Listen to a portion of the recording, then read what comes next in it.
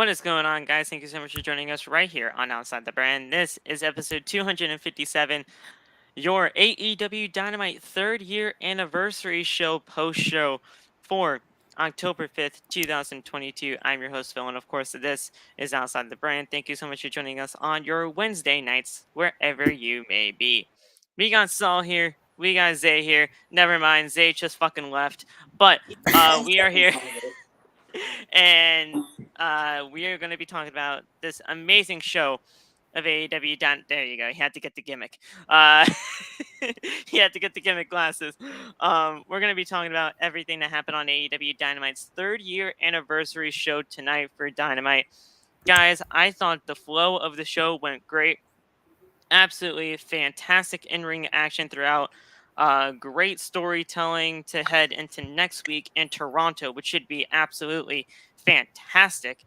Their first time in Canada and, in the Toronto area. And honestly, at this point, AEW, it's gotten 10 times better than what it was since All Out Weekend. It's just looking like it's honestly at its top tier once again, and I couldn't be more happy about it. Absolutely. It's getting back to that 2019 feeling almost. Yes. They're going back to their roots. Oh, yeah. I really enjoyed it. It's what made Dynamite my favorite wrestling show on TV. I wanted to keep this going. Yes. Yeah, let's do it. I'm ready for it. Tonight was phenomenal. I think every time when it's every time they make the anniversary of the Dynamite, it always turns out to be golden most of the times. So, this show is fantastic. It's just a great feeling knowing that. Listen, we all know what happened. Obviously, the all-out weekend situation, that was absolutely, definitely the worst AEW has looked in quite some time. But, after all of that took place, a lot of people stepped up and said, you know what? We're better than this. We're better than this. We know we are better than this, and we can show not only to this entire locker room, but to the fans that we are better than this. A lot of people stepped up, and it showed tonight. You saw the camaraderie between a lot of these competitors here tonight. Obviously the first match that happened, MJF and we were Yuta. That match was a great opener to kick off the show. MJF seemingly turned babyface until obviously, I think it was Lee Moriarty that attacked Wheeler. And it was they were like, listen, I didn't ask you to do that. Like, I didn't tell you to do that. All this kind of stuff. We'll talk about that Willow and Regal situation in just a second, because that was just fantastic. But you saw the camaraderie between everybody here tonight, and they just wanted to put on the best show possible, and I think that's exactly what happened. Absolutely. Just want to say MJF is a king of storytelling with that hint of I want to give him respect here, but then also being like, when Regal tried him, being like, no, you know what, no, fuck y'all, I'm gonna keep being a prick. Yeah. Oh my god, MJF has such potential of just being a storyteller in this. And he's super young in this business too. To be that young and have that type of storytelling chops, oh Jesus, MJF is going to be a name to remember. Yes, 100%, my man. But yeah, this was a great show. But I wouldn't be remiss to say that there was a lot of controversy that happened over the last couple of days. And it involves two people, Andrade and Sammy Guevara. Sammy Guevara, he's obviously not, he's not, too, he's not too shy when it comes to drama within the locker room or anything like that. He's gotten into some altercations in the past. Obviously, the last one being Eddie Kingston, and it's been a very bumpy ride as of late for Sammy Guevara, and people are obviously just turning on him. For whatever reason. You may like him, you may not like him, but it happens. And Sammy Guevara is just finding himself into some shitty situation again. As always. Yeah, I think the immature child Sammy Guevara is very clearly being right now is beyond unnecessary. I spotted something during the main event that I think might have been something, but again, I could just be overlooking into things. It seemed like Sammy went like this at the start of the match, and Jericho kind of leaned to him and said, "Chill the fuck out and just go on the apron." I saw that. I actually did see that. Yes. Like it kind of seemed like he was trying to make a hint, and Jericho just like, "No, you're not doing that shit. Get on the fucking apron." Yeah. He's just immature. He's a child, and he's got to be dealt with. But there's also the other side of this, and which is Andrade. Who I feel is no better in this situation right now. No, listen. Both men did wrong. Obviously, we know this. It's just it's just the fact of the matter of everything like that. But everybody, they're either going Team Sammy or Team Andrade. Not really much of Team Andrade. It seems like everybody's just on Sammy's side in all of this. There was an altercation, and we got practically everything that happened on the whole situation between Sammy and Andrade, which we will be reading very soon. It all it started months ago, right? It started months ago. Andrade now brings it up, and then they have this little beef on Twitter. You see it unfolding, and now people are just wondering what the hell is really going on. But yeah, it's just a complete mess. People want Sammy to get fired. You can fire him, and that might solve it for for the time being, but it only solves that one person. You should have never aired your dirty laundry on social media. That's what I was saying in the first place. I read something that said a lot of the talent backstage is upset with Sammy for airing out that laundry on Twitter and all that shit. I mean, yes, Andrade was in the wrong of that too, but I feel Sammy's the one that took it overboard.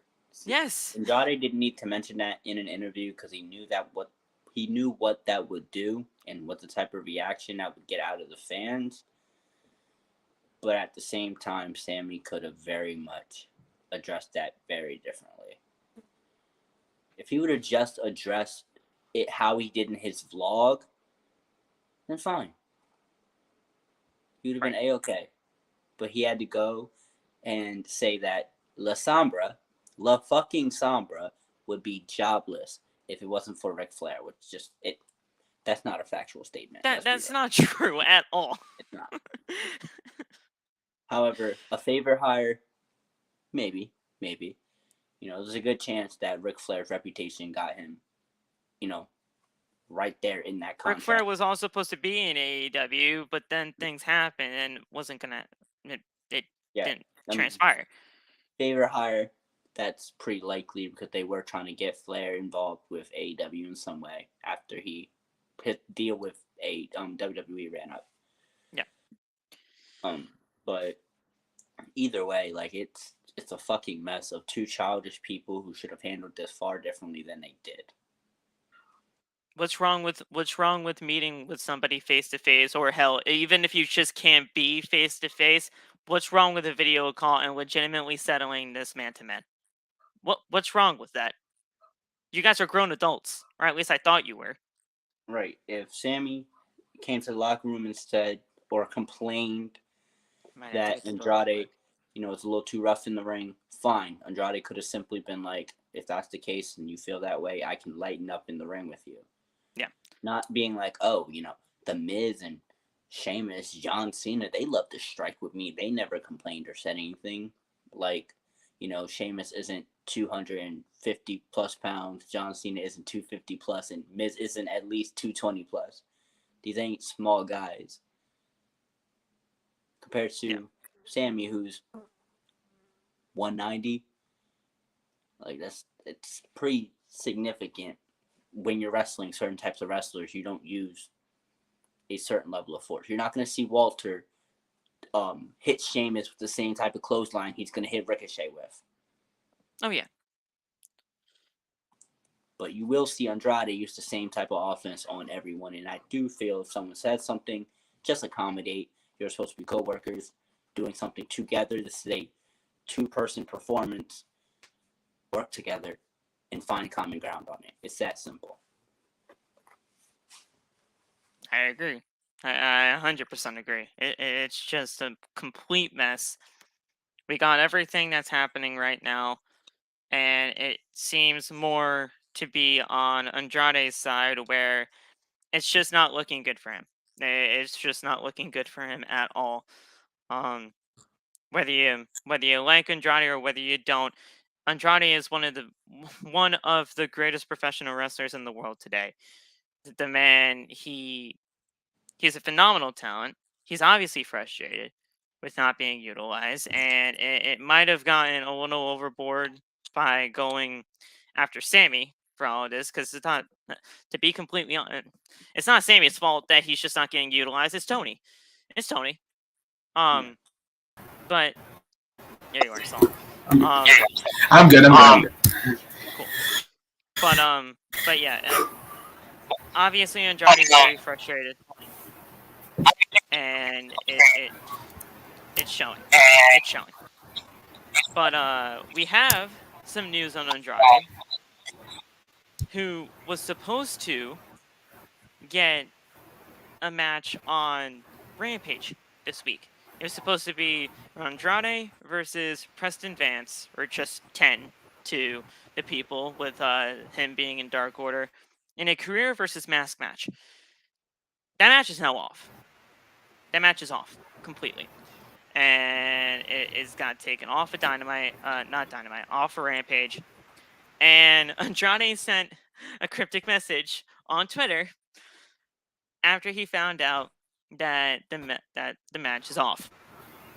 Andrade posted a cryptic message on Twitter after Tony Khan announced that the match was pulled from AEW Rampage. He tweeted out a GIF of saying, "Respect me, and I'll respect you." Andrade did not name anybody specifically, but the timing of the tweet seemingly indicates that this is a response to Tony Khan's decision. In recent days, Andrade has been sending out tweets to indicate that he would like to leave AEW to go back to WWE. Also, during his interview with Mas Lucha, he said that he can't talk with Triple H directly, but he can if he does go through Charlotte Flair. During the interview, that same interview, he talked about backstage incidents with Sammy Guevara. Those comments led to the Twitter beef that happened between those two. The Andrade and Preston Vance match was scheduled for a Rampage, which was a career versus mask. The stipulation was that Vance would lose the match, would lose his match if he lost, or, well, wait. Yes, lose the match if he lost, but if Andrade lost, he would lose the mask if he lost. And if Andrade lost, he would have just ended his career. My bad. Very bad wording here. Khan announced that this evening that the match is off, and it's now going to be the Dark Order versus the Death Triangle for the Trios Championships this Friday on Rampage. Andrade's pissed. Andrade's pissed. Yeah, he got booked, and then his comments and actions decided he was no longer booked. So yes, he's pissed. Of course, that's understandable. But do I think he has much of a reason to be pissed? Not really, because you went out your way to create this situation. Yeah. And then instead of just leaving it at an immature child making a non-directed comment at you, you continued. You kept pushing it talking about he went on Twitter and admitted that he was going to come to Dynamite with the intention of starting an altercation. And then when this altercation happened, he's the one sent home because, he made it very clear that was his intention in coming. Now, do I think the altercation is necessary? No, but do I think Andrade got what he was looking for? Yeah. If you're going to sit there and you're going to tell a man, I'm going to come and tell you to your face, and then you get in the man's face and he decides to punch you, did you expect him to kiss you? Like, there's one or two. He's either just going to walk away from you or he's going to hit you. There's no opposite way. You knew what you were trying to get into here. You were not going to get into a yelling match.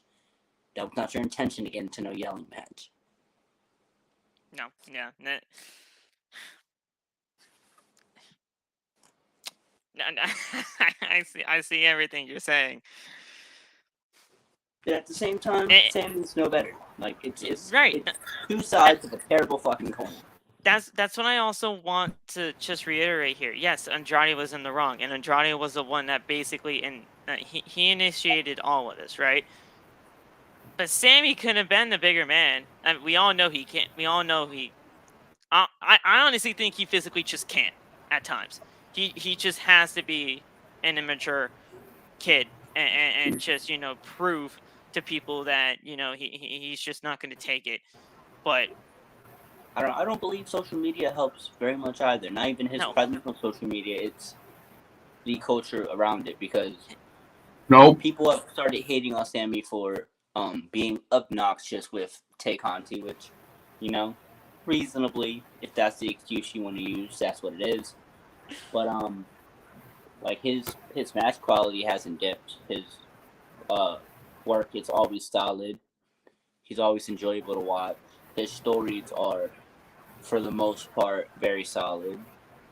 What you see on TV hasn't been terrible from Sammy. It's the culture on social media that's given him such a stigma to the point where now it's never helping his case, where he could have simply said, wow, it's 3 letters, and that would have been enough to set social media ablaze and cause this entire thing to happen anyway. At first, he was embracing the heel heat that he was getting, and he just he turned whatever he was doing with Ty into something as much of a heel as possible. Now, if we're being real, the stuff with Ty just started off as him working with his girlfriend. Yes. Like, there was nothing else to it. They weren't being obnoxious or anything. They were just working together, having matches. It wasn't until the fans started acting like this was the most evil thing anybody has ever done on the face of the planet that he started to really embrace that. And then since then, it's been spiraling down because fans are hating on him more and more for embracing it. And he's like, now he's under this cycle, I guess, of like, they don't like me anyway, so I have to defend myself at every turn. The only thing I have a problem with all of this now is that, and listen, I don't care. You guys may have a different opinion than me, and you know what? That's perfectly fine. And I know Andrade was the one that came out to all of this and said, you know what, I'm looking for an altercation on Dynamite. But the fact that, Andrade got dealt with, and Sammy Zayn, Sammy Guevara got the main event and was still wrestling on Dynamite tonight, that's ridiculous. That's a problem to me. I don't care. That's a problem. And Tony Khan needs to wake the fuck up, because that's just not right. It is absolutely a problem. If you sent one home, send both home. Send them both home. Because, yes, Andrade came trying to start a fight, an altercation. Sammy still swung first. Sammy punched first. Thank you. Like Andrade came to start the situation. Sammy made sure that situation kicked off the way he wanted. They both need to go home. You have many options that you could have had team with Jericho. Hayter is right there. Like, I like Hager. I do. I do more too. than that. I think Hager's the type of guy where, he's not going to be world champion, but bad. he's a great challenger for the title. He's like Yes. he's like a boxing journeyman. Yeah. Like never gonna be the top guy, but solid fighter. And He's a serviceable guy. You can he's go the in guy there and you'll get a good to match. get bigger matches. Yeah. So he's the type of guy that you know that, like, if you put him in there, you're gonna get a good match out of him. Especially if you just let him wrestle. Like he's Oh, a yeah, amateur most definitely. mat-based wrestler. You're most definitely going to. Like you said, he's a Sorry, there's a Oh, delay yeah. on his end. That's most definitely. why. There's a delay on Saul's end. My My bad, fault. Zay. I apologize, everybody. My apologize. I got the McDonald's Wi-Fi, everybody. I got the McDonald's Wi-Fi. So. It happens all the time here, but yeah, it's but yeah, you get a good match out of Jake. That's what basically it comes down to. They could have done that, but Yeah. But first of all, before we get into everything else, before we get into the actual intros and all that stuff, YouTube user, what's going on, my man? I haven't seen you in here. This is your first time chatting with us. Thank you so much for being here. This is Outside the Brand, a podcast here on YouTube. We do basically every single day. It's just a wrestling podcast where we review all the weekly shows for WWE, AEW, etc. And then just on a Tuesday, we just come on in here, shoot the shit, and just talk pro wrestling. I'm Phil. That's Zay. This is Saul down there at the bottom. I'm the only one that doesn't work here.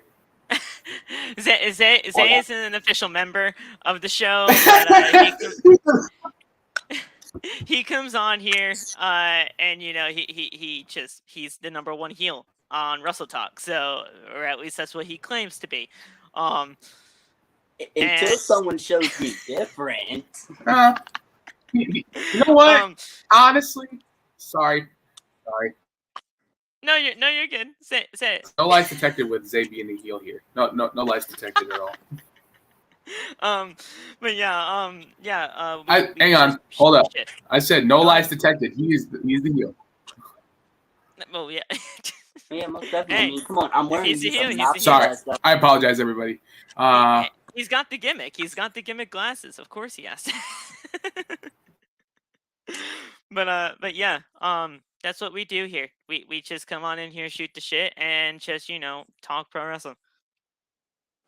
There's a lot more people that you will get the chance to meet. Hopefully, we got a guy named Loff who's just absolutely fantastic. He's in school though, so he doesn't. Laffy Toffee. Oh wow, that's gonna be an interesting nickname. I'm gonna talk to him about. I've used it many times already. Oh really? He doesn't fucking like it, but I'm not gonna stop. That's awesome. We got our guy Nate Laffy here. Toffee. Nate's a great dude. Megan, hopefully you'll get a chance to meet her. She's just an absolutely wonderful human being. 1C, he doesn't get to show up here most often, but he's just an awesome guy. And Bash, how can I forget Bash? Bashus, that man's just an absolute genius. But yeah, welcome. Hit that subscribe button, please. Join the family today. Turn on the bell for all notifications. See this one now. See, a new user comes on in here. I can do my actual shtick. Guys, hit that subscribe button down below. Turn on the bell for all notifications.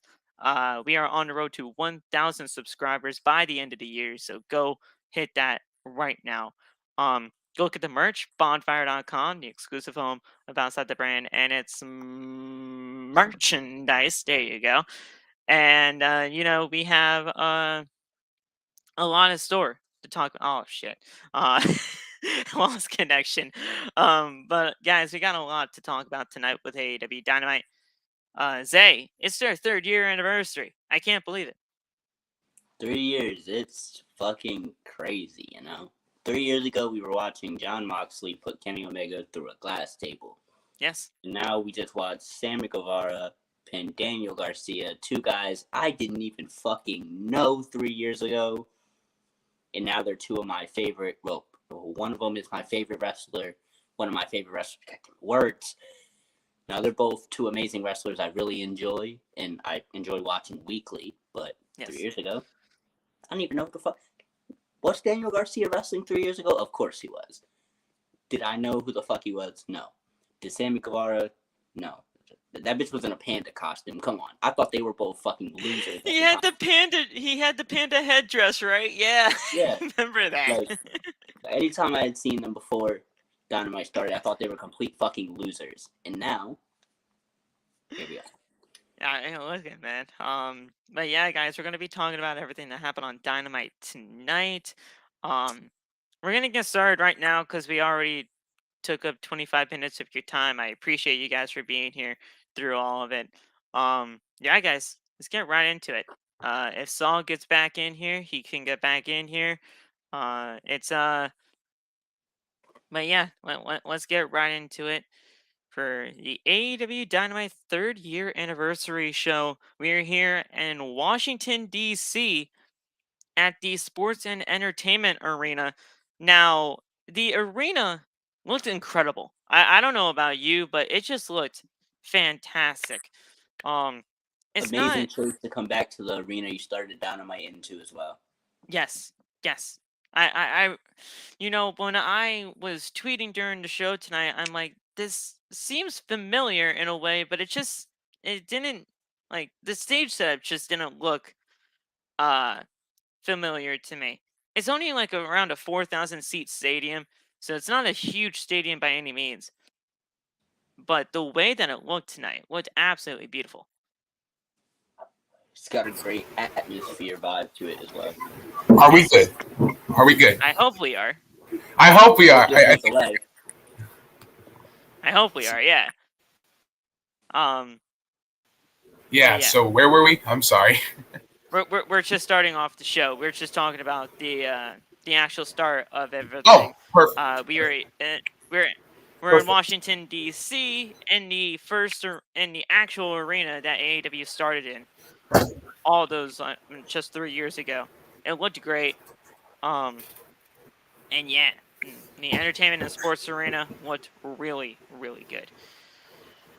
We started off the night with match number 1 being Yuta and MJF. MJF bulked the fuck up. He bulked up.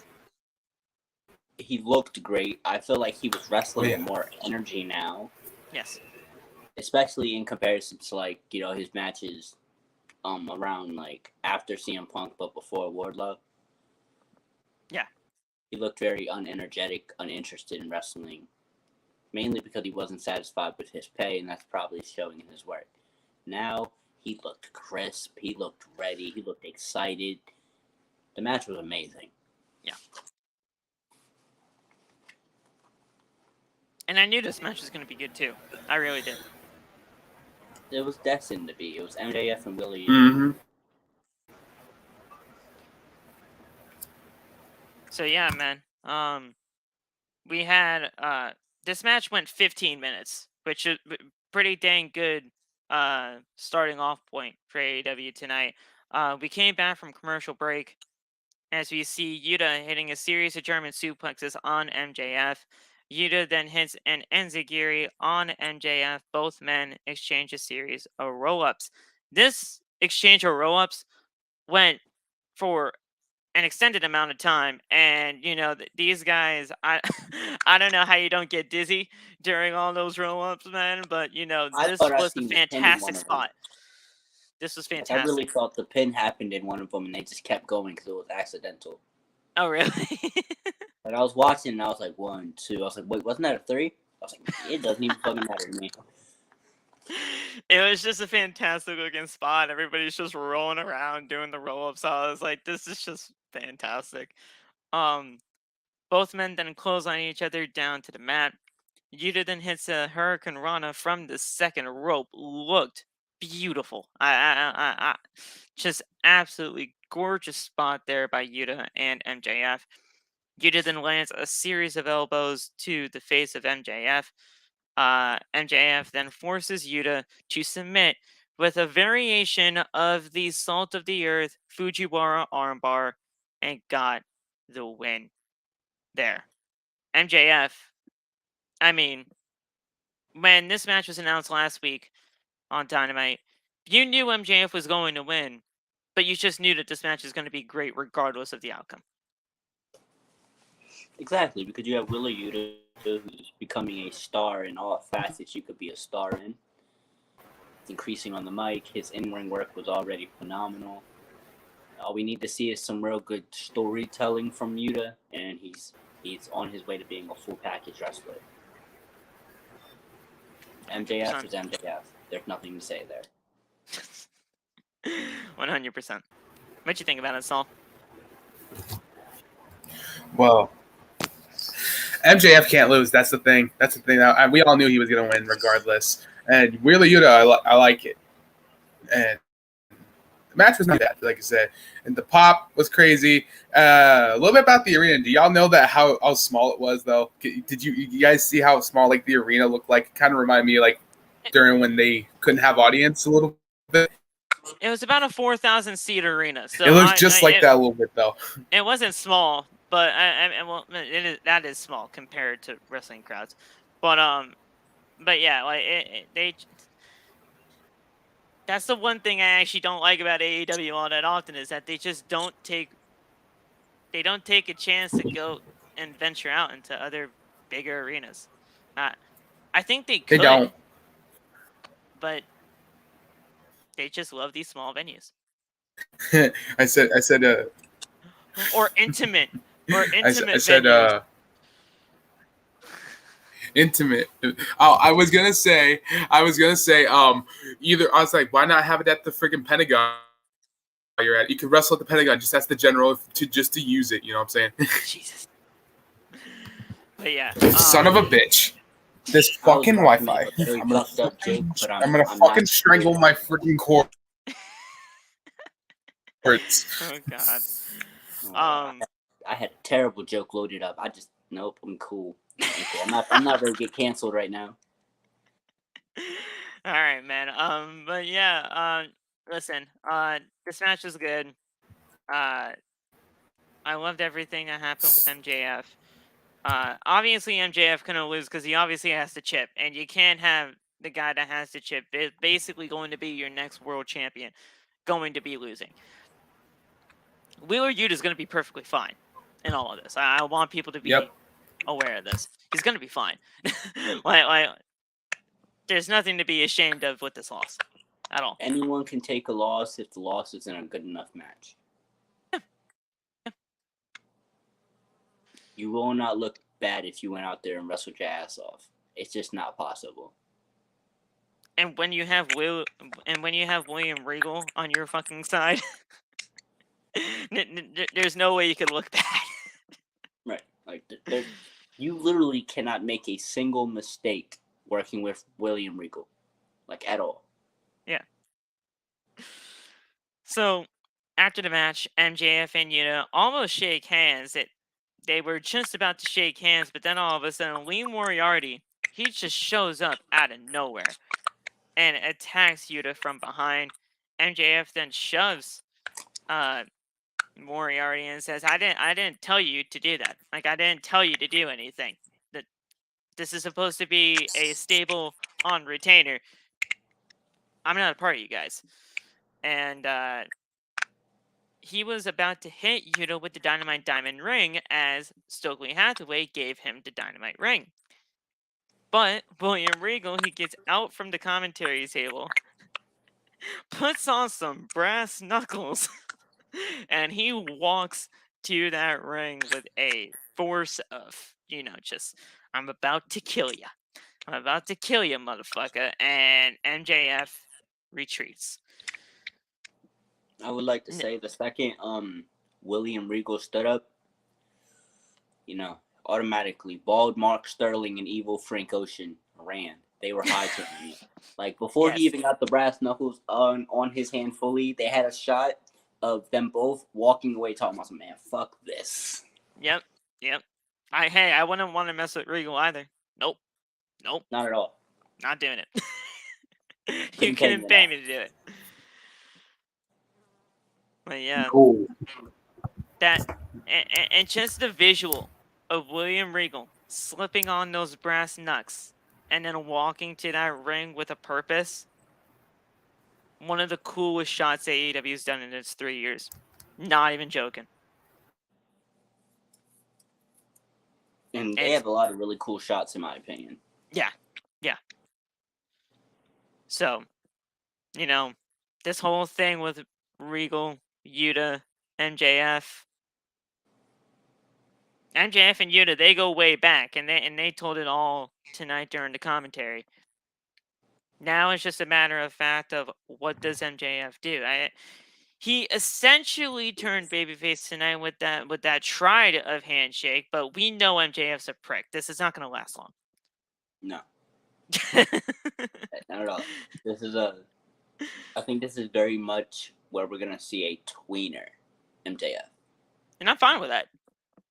They're gonna start introducing babyface tendencies to MJF because they know as soon as he wins that title, there is no way you can make him the most deplorable person on your roster. The fans are going to love him.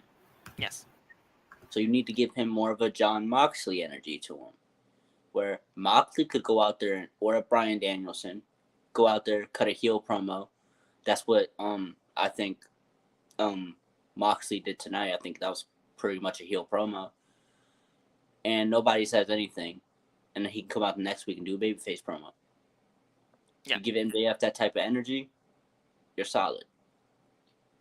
Those guys are the type of guys that can flip a switch if they have to. If they have to work heel, they'll work heel if they have to. And But if they have to work babyface, they can do that too. The fact that you can even reasonably put MJF in the same bracket of names like Jon Moxley and Bryan Danielson is a huge statement to his skill and ability all over the It's a huge compliment. Huge. Yeah, because Bryan Danielson is arguably the greatest wrestler of all time. His only competition, in my eyes, is John Cena and Shawn Michaels. Yeah.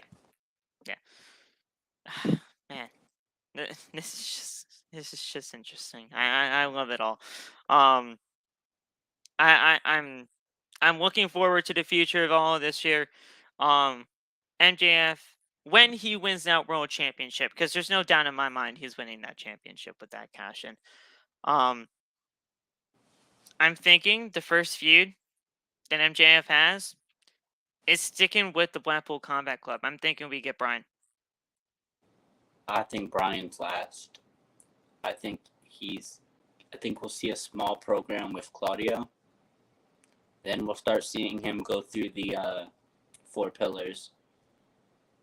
And then some of the bigger ex-WWE guys, a Jericho rematch, a Moxley rematch, and then Bryan. At some point, we're getting MJF and Bryan. There's no doubt about that. Just the war of words and that mic work is just going to be stellar. It's crazy because AEW's done so good with this story that you can paint the entire run in your head already. Like, and that's not necessarily a bad thing. Because you could do the same thing with Hangman when he first won the title. You knew it was going to be a lot of ex-WWE guys. Yeah. It's not necessarily a bad thing when you can put the images in your head of what could happen. Right, because then you're building hype without even have to say a single thing. Like, they have never mentioned the idea of Moxley versus Bryan. But everyone knows that's the end of the story. Yeah. So this is just very interesting. I love it, my man. What you think? Am I okay? Is my mic okay? I hear you. I hear you. Nope. Okay. I'm liking this. I like this match. This match was phenomenal. Let's say the Moxley. Where are we? Sorry, I am so lost. No, we're if the connection's really bad for you, my bro, it's okay. I like how he tried so hard to act like he knew exactly what we were talking Listen, about. If the connection's really bad for you, bro, I 100% understand. Yeah, no worries. I I can talk All to right, you. I okay. can talk to you All right. later. I So, can talk to you later if that makes you feel any better. Because I know it's pissing you off right now. I'm okay. It's just the Wi-Fi. I want to struggle it, but I'm fine. I'm fine. Okay. As long as I don't. I think. Yeah. Just tell me later. Yeah. Okay. Just Yeah. tell me later. All right. Well, if you have to go, I'll talk to you soon, my brother. Have a good rest of the night. Okay. Sorry about that. That was connections sometimes are weird when it comes to this, but He said McDonald's Wi-Fi, nigga. No, that's Wendy's. that was it was just a terrible connection for tonight. And I completely understand. It's not his fault. Oh yeah, definitely. I mean, my phone gives out on me like every 2 podcasts, so it's fine. But yeah, man. It just the way that things are going around right now with this world championship situation. Months ago, this world championship didn't feel anything of important. Now it's like we don't know what can happen, and that's great. Yeah, I mean, I would say 2 weeks, not 2, like 3 weeks ago, you could argue the way the title was looking, we're not getting a great run for a while, but now it seems like we're in that run right before it. Yeah, just the calm before the storm. I like that. I like that analogy because once that MJF run happens,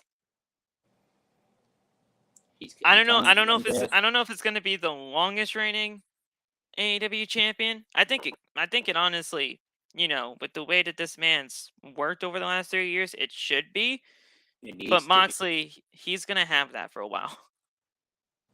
I think Moxley's gonna hold that until November 19th, 2022, and then MJF is gonna hold it until January 1st, 2024.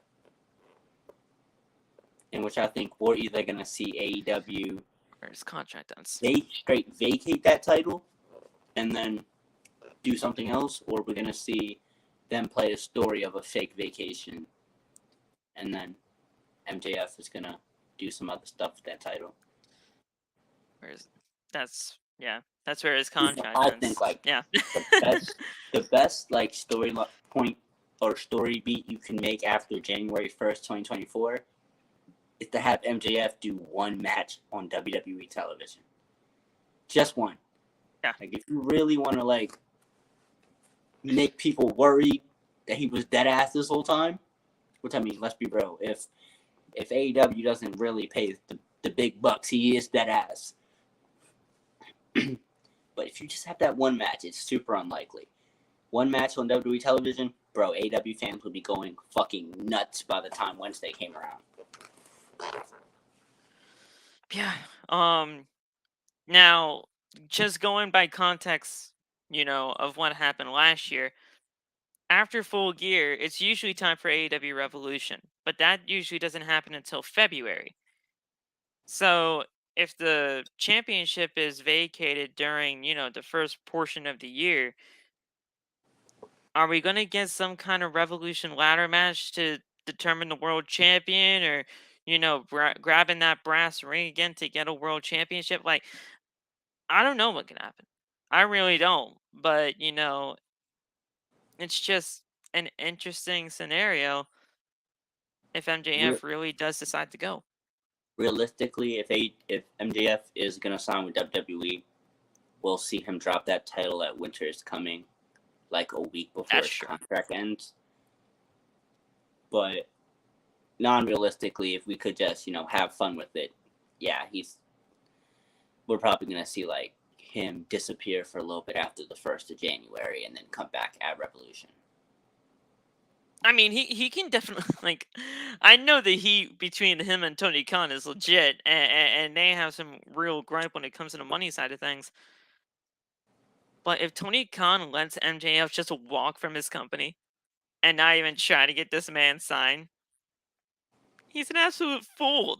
The guy is just a future piece of any company waiting to happen. And if you just let that man walk, But then you're a again, fool. outbidding WWE is a hard task. It's WWE and Triple H will have an open checkbook with however many zeros MJF wants. It's going to be very hard to outbid them. Yeah, it's gonna be very, very hard because I only see Tony Khan maybe going up to 3.5 million for MJF. I'd say the They max would haven't- be 5 for him, but that's it. That's it. Personally, I think MJF's contract right now is probably a $2 million contract. That seems like a very good number, especially since he was making like what, $700K before. I think raising it to like a $2 million contract sounds right about to what he was talking. He's been mentioning in interviews. He About his salary. definitely he said he had a raise, but Mhm. not an extension. There's a raise. He's made it very clear he's making well over $1 million. So Yeah. $2 million sounds right. Now, should AEW be willing to go up to like $5-6 million for MJF? Absolutely. But if you're gonna go up to $5 to $6 million, you need to get him under another 5-year contract for that. Yeah. I don't think WWE would sign him for a 5-year contract. I think they'd give him a 3-year contract with crazy money. That's where the issue is going to come in. It's going to come in where Tony Khan's going to want to give MJF a longer contract with bigger money, and WWE's not. It's going to be a bigger contract with less time in it. And let's not forget, the one person that is really going to be he has something involved with this whole thing as well. And I don't think people may not really understand the reasoning behind this, but the guy's a legit friend of MJF outside of all of this too, in the other company. And that is Cody. Cody Rhodes, he's a very big factor in all of this. Because if he does go to AEW, he's in WWE. If he wants MJF to come here to WWE, who's to say that Cody is not going to try to persuade them? And, I would say Cody probably would have a fair amount of sway by the time 2024 comes around. Yeah. It's going to be a very interesting situation. But that next match, we had Jay Lethal versus Darby Allin. About a 10-minute match. Very good match for here. It made no real sense to happen because I really didn't see the reasoning behind it, but it was just a damn good cool down match between that and the TNT title match. The most interesting part of that match was that ridiculous ass jacket Darby was wearing for his entrance. Yes. I fucking hate that jacket so much. That motherfucker looked dumb as hell. Plus, he laid down on the stage and Darby's a weird motherfucker, bro. Yes, he is. He is. That was the most interesting part of this match. Other than that, it was very much you knew Darby was gonna win. You know the type of wrestler Jay Lethal is. It's by the Did Jay Lethal seemingly turn babyface too? Because he didn't seem very happy with Sanjay and Satnam. I think what we're seeing is AEW start to kind of wane off a few things, balance out their roster, because I do think their roster has been a bit heel heavy. I think we're starting to see them balance out the roster. We're going to see more tweeners and then a lot of face turns. Because I can see that. They turned Luchasaurus heel, which I don't think was a great idea, but I love it. I love it. I love that presentation of him. It's reasonable. I think you could have not done the Luchasaurus heel turn. Jungle Boy would have been a great heel turn in my opinion. Yeah. But what can you do? Can this fucking fly roll? I want the presentation of Luchasaurus, and we'll get to him soon. But man, that guy, he's a dinosaur. He shouldn't be flipping around doing shit. He should be just killing motherfuckers, and he did that to Fuego tonight. But we'll get there. I fucking blinked and Fuego was damn near in the dirt. Yeah. But yeah. This match was pretty decent. Jay Lethal, Darby Allin, they're both great in ring professional wrestlers, and they're just great talent. The match starts off with Darby landing a headlock takeover onto Lethal. Lethal then works on Darby's knee. Darby then hits an inverted DDT as we head into commercial break. We come back from that break as we see Jay Lethal hit a German suplex to Darby. Darby then hits a Code Red. Shout out to the Amazing Red. Freaking love that move, dude. I love the Code Red. Whoever hits it, it's just beautiful every time on Jay. Close near fall. Darby then pins Jay with the Last Supper roll up for the win. The only roll up that I allow is the Last Supper. That's it. I just love the way that move works. I don't know how I feel about it as basically a finisher. Yeah. But I do like it like as a quick, pull out the bag when you are the underdog in a match win. And you're desperately involving and needing it. Yeah, but like I feel like that almost works best and should only be used on like bigger guys. That's true. Okay. Like a Jay Lethal's not the type of guy I see like, oh, you need to trap and get a quick roll up on. Like he could have hit him with the coffin drop and called it a night. Yeah. I can see that. But I'm just saying, like, as an entirety of just the roll up, right? Because the roll up, the most devastating move, is great. Like it's a great move, most devastating move in all the sports entertainment. Shout out Simon Miller. Shout out Simon.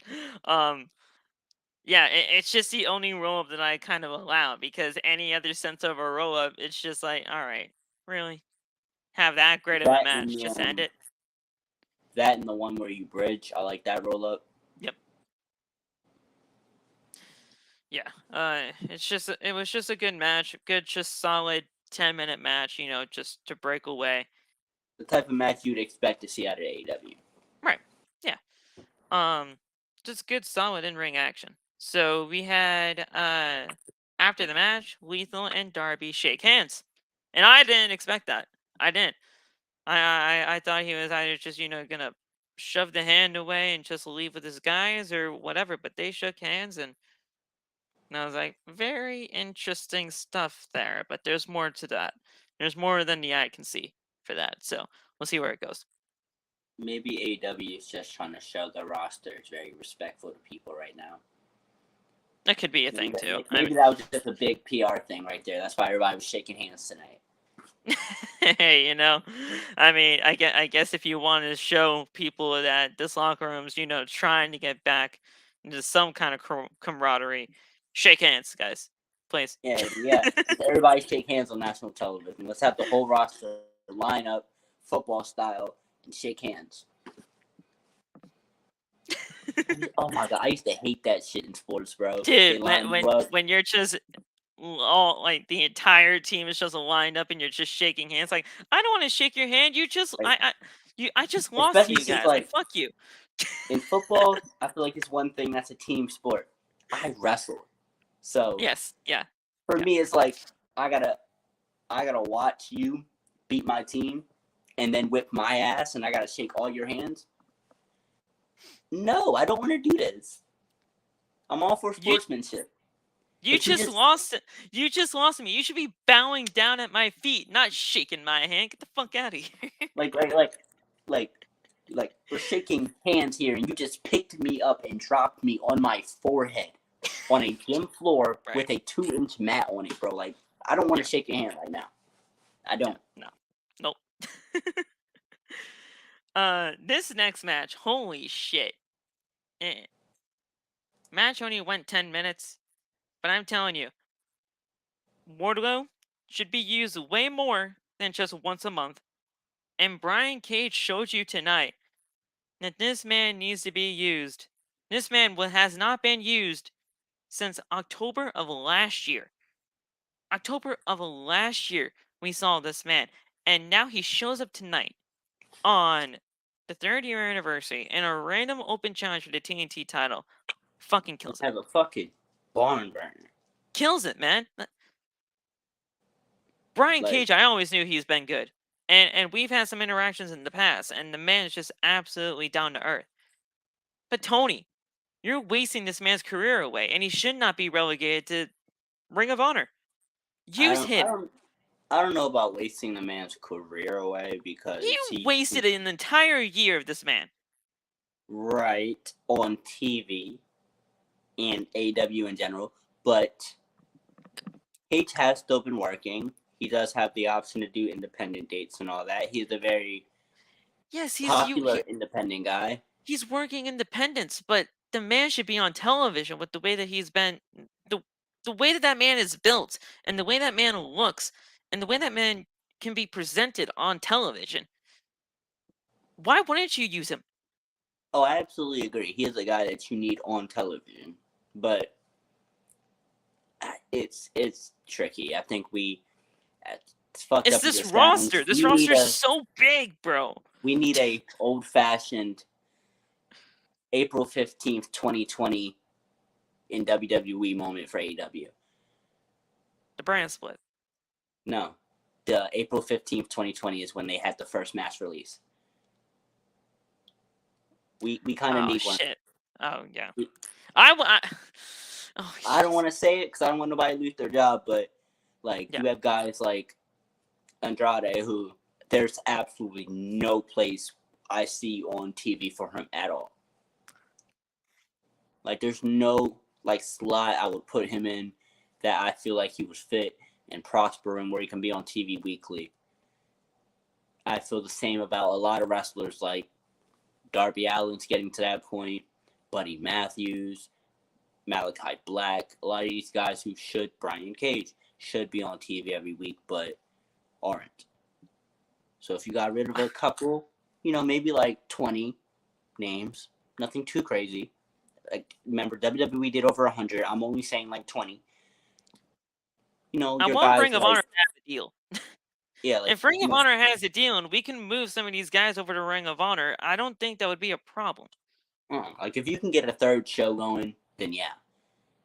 But if not, you got to start evaluating your options on the just pink slip measure. Plus, it would free up a lot of money for you guys. It would free up a lot of money. Yeah, Sky Blue is an amazing wrestler, but that's not someone who should be on TV right now.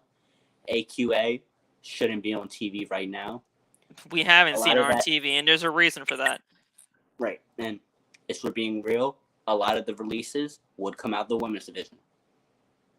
Because a lot of those women are not ready for TV. Those are great people to have on Dark and everything, but you can still have them working Dark as independent talents. I see your point. I just don't want people losing their jobs. It's just not a good time right now. I don't want nobody to lose their jobs at all, but waiting for a contract to expire would take too long. They've already lost a lot of the originals because their contracts have come up, and that's still not enough. And they knew the writing on the wall. They knew they weren't going to be used, so they just said, I'm out of here. Yeah, and then the next wave of people who are going to be expiring contracts is until 2024. Yeah. You need to do something. It sucks, man. I 100% agree with you. Something needs to be done. But that doesn't change the fact that it just sucks. And everybody, they deserve a chance. It's a harsh reality. Yeah.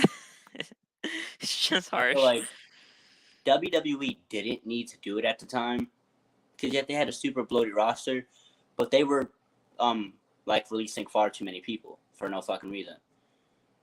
AEW's in a place where they need a bit of a spring cleaning. I didn't mind when WWE did their normal spring cleaning before. After Mania, they would release 10 names because they just weren't being used. They weren't being used. They didn't care. Yeah, AEW needs that. They need to start spring cleaning. I feel like that would open up a lot of money to start giving your bigger stars and a lot of TV time for the people who deserve it. Because, I mean, let's be real. You only got 2 hours live and then 1 hour taped. Right? And It's then Ring it's of not Honor is enough probably time. going to be another 1 hour show. Dark and Dark Elevation, those are just YouTube squash shows that just don't mean shit. I'm sorry. They don't mean anything. And to the people that say that they do, they don't. They don't. I'd have to disagree. I think Dark does mean something. They are It important means people. for It means it means building something people. for independent talent. I'll agree there. Yeah, no, it's good for building people too. Like, a lot of the guys we see on who we want to see on TV are proving themselves on Dark. It's good to have Dark. Then The where's Acclaimed, the Acclaimed is then the where's best that example group? I could give you. I know the Acclaim started there, but where the heck is that group with Parker Bordell, huh? Where's that? They've been on Dark since the beginning. Trustbusters just They're, did something on Rampage. when? They just did something on Rampage last week. I guess I didn't see that. I didn't see it until 2 days after either, but they did something with Hook. Hook? Yeah. Hook doesn't need to be involved with those guys. Hell, he deserves better. Yeah, but everybody's been trying to recruit Hook, so it's just another one of those stories. Yeah, Hook, right. FTW broke up, and they're like, Team Taz broke up, and everybody's been like, we want Hook. Sure, why not? But yeah, things are just, I agree that something needs to be done when it comes to the roster and the contracts and all that stuff, but it's just harsh. But the TNT Championship match is great. This match went about 10 minutes. We came back from commercial break as we saw Wardlow hit a corkscrew from the top rope onto Cage. What? Gee, like, what the fuck? Wardlow then hit a belly-to-belly suplex onto Cage. Cage then hits an F5 onto Wardlow for a near fall. Wardlow then hits 4 power bombs on the Cage to secure the pinfall victory. Now, I do want to go back because at one point in this match, Cage was doing a fucking 619. And I know he's done that before, but it was Yeah, just so. there's I've seen him do it before, but there's no amount of warning you could give someone to seeing somebody as big as Brian Cage do a 619. And dude, he didn't even look bad doing it. Like, right, dude is nothing but creatine and muscle, and he looked natural. Yes. Like Brian Cage, he showed everybody the reason why that he should just be utilized more, and I'm sad to say that it's most likely not going to work. Absolutely. But it should have worked. Then the man should be used.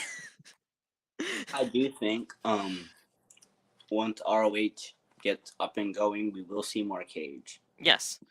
Because I see him as one of those guys you'd want to put in your trios division or your world title division even after they get the title off of Bryan. Yeah. I'm completely ignoring Jericho's run as champion right now because let's be real. So you just want Bryan to win the title next week?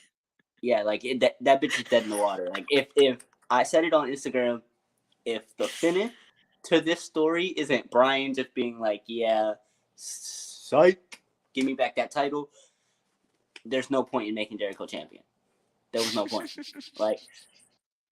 like, especially since Garcia has the pure title. Yeah. And the clear match to make for Full Gear is Garcia versus Jericho. Oh yeah, that's happening. And I don't see them wanting to give Garcia 2 titles right now. I wouldn't even want it to be champion versus champion anyway. No, because I want both titles to remain separate. I love the pure championship, and I think the ROH championship is good to have, regardless. Yeah. I honestly don't understand. Well, I know the understanding and the reasoning why they are representing the Ring of Honor championships on AEW, but do I care about it? Not in the slightest. I'm sorry. I mean, I care about I the pure. I feel like the pure title has been taken care of very, very well.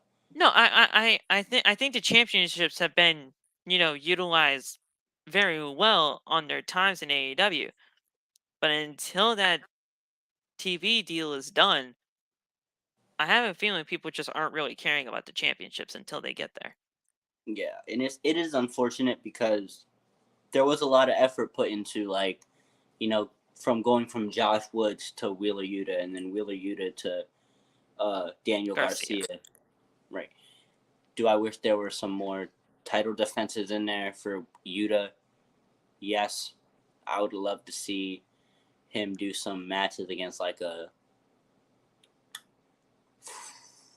I don't feel like AEW has a lot of like high level technicians right now. Outside of like who they're using in the ROH title scenes. Yeah. But like fucking like a Daniel Garcia. Not the fuck. Yeah, of course. That worked. Martin, that happened. like a Dante Martin. Hell, yes. Even like Sammy Guevara. Like a lot of the younger guys on AEW's roster. Yes. But yeah. They just need a damn TV deal, okay? Yeah, no, they just need a TV deal. And the Put fact that shit on HBO Max. I know the reason why they put it on Jericho was so they can get closer to one. That's bullshit. I'm sorry, that's bullshit. The fact that you did the exact same thing that WWE did to Claudio. The exact same thing. You just didn't trust him. You didn't trust him well enough to get you to that spot. Yes, but I also said another good reason to put the title on Jericho would be if you're transitioning it to Bryan, you want to save Claudio v. Bryan. Yeah, I know, but I just feel like you just. I'm not saying that the stories with the titles are great right now, but they still have their high levels of potential. Yeah. I just don't like the way they just did Claudio like that. It's just not. Oh yeah, just Claudio not right.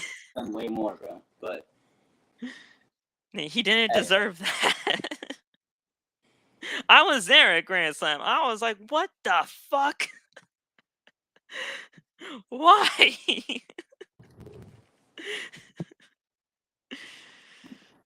But yeah, I think they could have found a better way to get around to that, right? Because Claudio defended that title a lot. Yeah. They could have figured out a better way to get that title on Jericho. Or you could have wrote it out. Who says that Claudio can't get you a TV deal? If you actually book the man correctly and actually, got him to that point, people already are behind him. It's not that hard. I think it's less of being like, oh, Jericho's going to get us the TV deal, because Jericho's not the one I think going to get them the TV deal. Bryan is. Bryan and Jericho have the same level of, like, networks are going to listen if they're the champion. Claudio isn't quite on that level. Yes, if you've given him the proper booking, then yes, but I still think that would take like at least 6 months of consistently top level booking to put Claudio in a place where like he could sell the idea of a brand to a network as hard as a Jericho or Bryan could. Yeah. And it's the name value. It's the name value. It's the name value. That's what it is. And is that fair? No, that's why I'm glad it's going to go over to Bryan, hopefully, because he has the name value and the the backing and that's the guy who should be getting your deal right now. Yeah. Jericho was just a good name to have as like your previous champion and your, maybe even the first feud.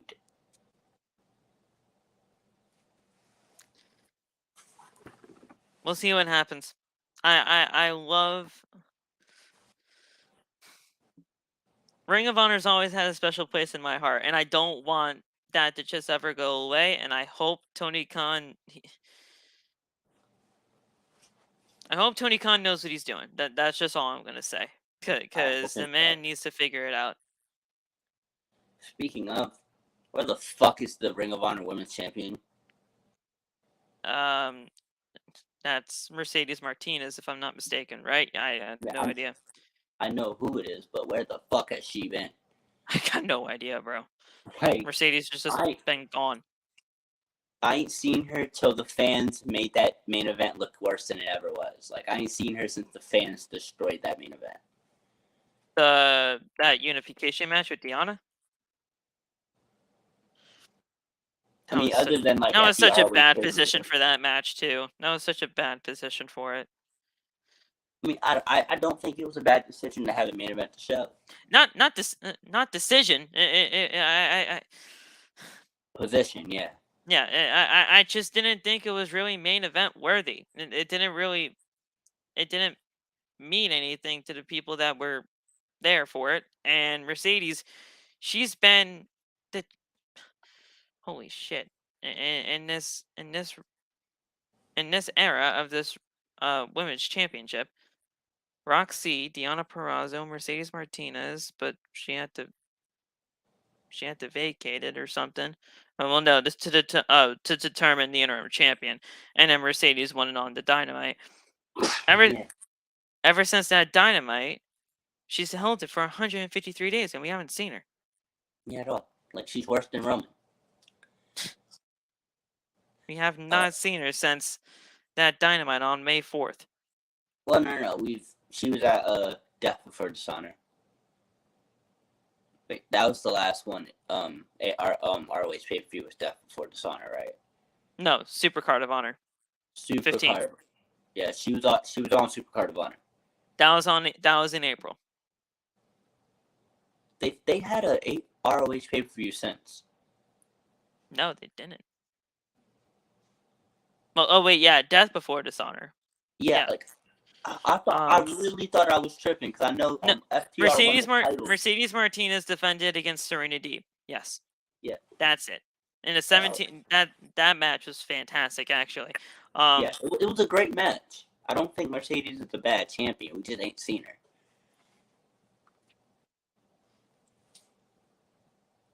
We haven't seen her in 3 months because Death Before Dishonor was in July. Yeah. I don't know. I really don't know. Could part of the issue to why that match on Dynamite did so bad be the fact that Deanna didn't win? Deanna, I didn't care who was going to win that match. I wanted Deanna, but Mercedes being the hometown, for me at least. I wanted Deanna to win too, but Mercedes is the veteran you want leading your division. Oh yeah. And I knew and that was the exact reason why I felt like they gave it to her. Plus, Deanna is also contracted with Impact, and she had obligations there. You can't have her technically working for two companies, right? Two major companies at that. Yeah. I mean, yeah. So, listen, Tony Khan, I hope you know what you're doing. That's all. That's all what we're really trying to say here. Speaking of the women, though, a trios match. I haven't seen this in quite some time for the women. Honestly, I honestly don't even think I've ever seen a trios match with a woman. There's been some back when AEW used to like get as many women in one match as possible. We've seen a lot of trios women's matches. I guess it just hasn't been for a very long time. Yeah. But now the match was around 10 minutes. but it wasn't bad by any means at I'm all. gonna go on record officially right now. Athena is not a good fit for AEW. Oh, bro, that's hard. That's hard. I think maybe she's someone that Tony Khan should have skipped signing. She doesn't work in AEW, in my opinion. I feel like she would work in Impact. Working with people like Mia Yim, who's doing fantastic right now, and Jordan Grace, Deanna Purrazzo, all these other fantastic women in the Knockouts division. Athena fits perfectly there right now. And I understand, she's a big name. People love her. And people don't want to watch Impact for whatever reason. But, if you actually care about watching her wrestle, then you'd watch her wrestle on Impact. You're not just going to watch her because she's signed to WWE or AEW. Yeah. Willow Nightingale, Toni Storm, Athena took on Jamie Hayter, Penelope Ford, and Serena Deeb. Before I go into anything of this match, Jamie Hayter is fucking over. Fucking Great over. Dude, it's like, it's nuclear. It's not even. One of the most over people on the roster. And it was so organic. Such an organic turn. And it's not even really a turn yet. We know the turn's coming, and we know the whole story of Jamie Hayter, breaking away from Britt. Right. And that, honestly, needs to happen sooner or later, and in my mind, becomes TBS champion. Nobody else right now. I'd have to disagree. Because I think the one who should take that TBS title is also in this match. Willow fucking Nightingale. That could be a good call, too. That is the Battle of the Belts 4. That is the whitest of white meat baby faces, even though she's, obviously not white. But she needs to take that title. She needs to get it off Jade, and Jade needs to disappear from my TV screen. All right. I might be biased, but I like Willow. I think Willow's good. This entire match is not even bad by any means. no, it's a very, very solid match. Amazing. Willow got the pin, and I loved that. When Willow got the pin, I was like, "Let's fucking go!" All right. That's the first pin I think I've seen Willow get in WWE. And wow, Jesus Christ, I am off tonight. In AEW, I think that's her first pin in AEW I've seen, at least on television. And it's good to see. Yeah. Like I said, I mean, it was Penelope Ford. Willow Nightingale stand over here, bro. I mean, it was the Penelope Ford, so it wasn't really too big of a name that she pinned. But hell, at least we're working. We're stepping up, right? We're stepping up a little bit.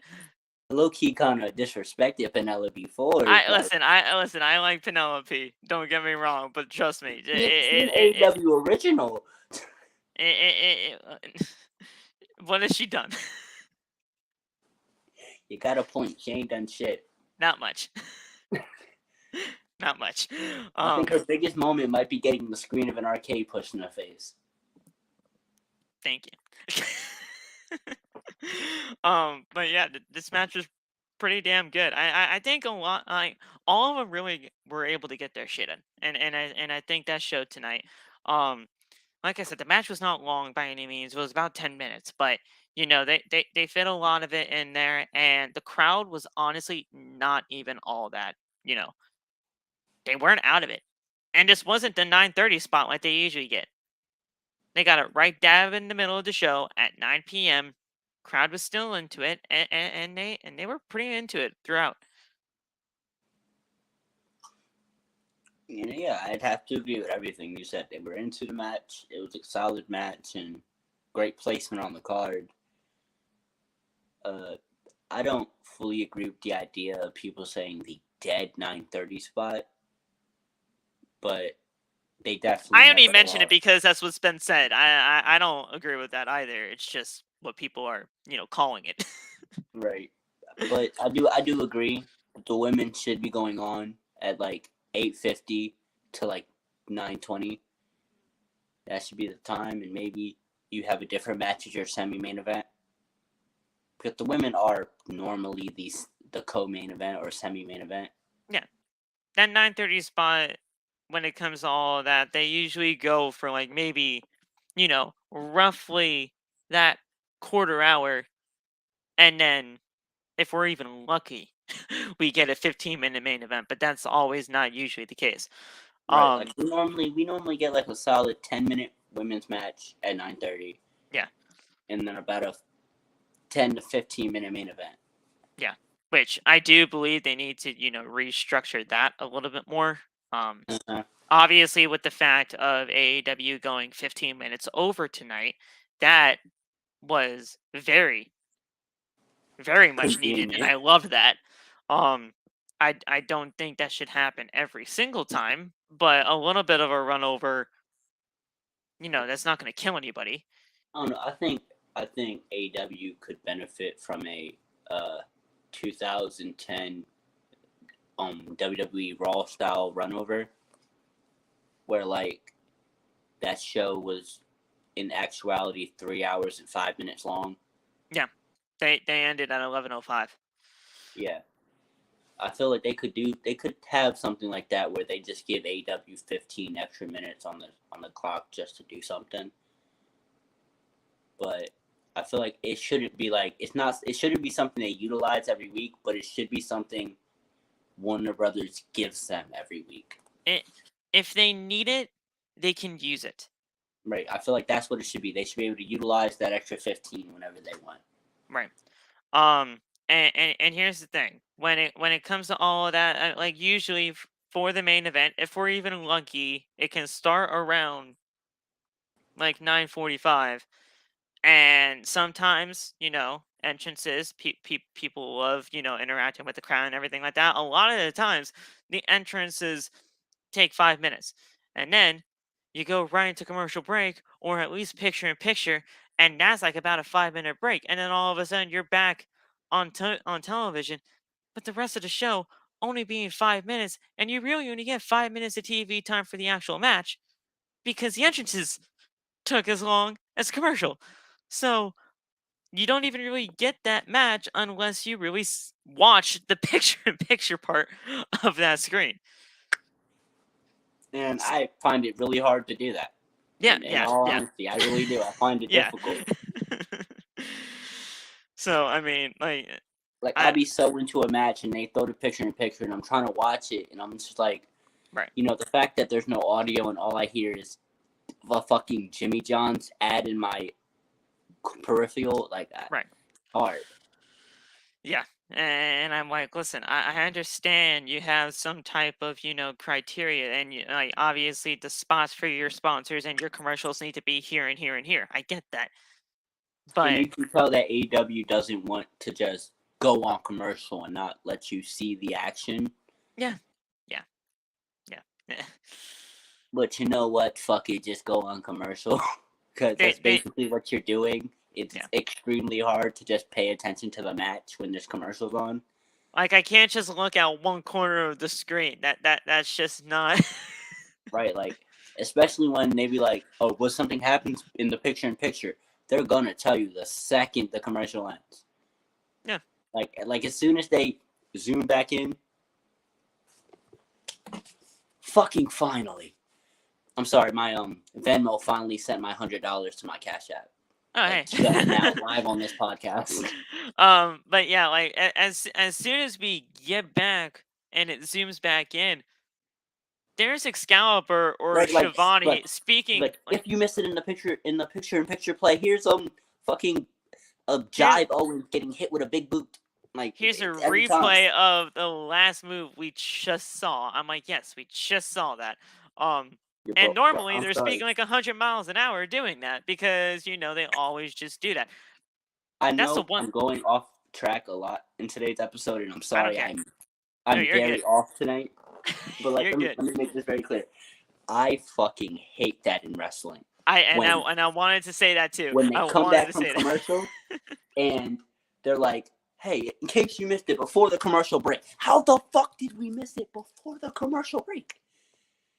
Before the commercial break, this happened. Like, yeah, we know. We just seen it. Now we're watching commercials. Tell me what happened during the commercial break. Be like, before the commercial break, he got hit with a big boot. All million of us watching this show seen that. We saw that. Every last one of us. You don't need to replay that. I fucking hate that trope. I also don't like it when they're speaking 1,000 miles an hour. First of all, you need to slow down. Otherwise, I'm not going to understand you. I know you're wearing a mask. Okay. I like when Excalibur's Excalibur fine. does it because Excalibur pronunciates still. Yes.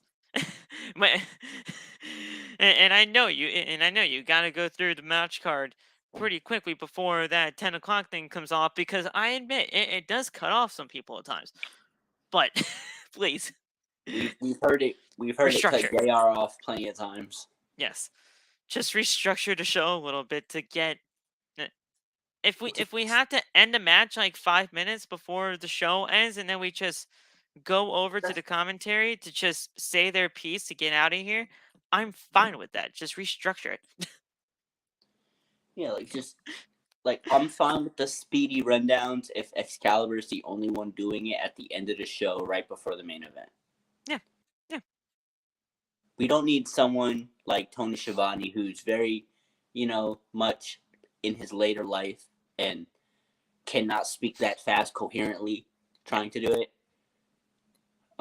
Or JR, who JR just gets cut barely off. Speak at a normal speed at this point. Again, just gonna make it clear, I love Tony Schiavone and JR. They are still great commentators. It's not a knock. It's not a knock. It's just the truth. Let's be real, bro. They was commentating in the 90s back when they had all that Excalibur youthful speed. They don't got that right now. It's okay. Taz don't got it either. But Taz is still good. Yeah. I feel like Taz is like the third best announcer because Tony Schiavone still kills that. Okay, when nobody says Tony Schiavone it might just be the best announcer out there. But Taz, he good. He just he tell a little bit too many jokes for me sometimes. Yeah. I can totally see that. I'm wearing these dumb shits, and to tell too many jokes for me is saying a lot. Yeah. But yeah, there's some great things about this show. It's just a matter of just polishing. It's just polishing. I am not about to sit up here.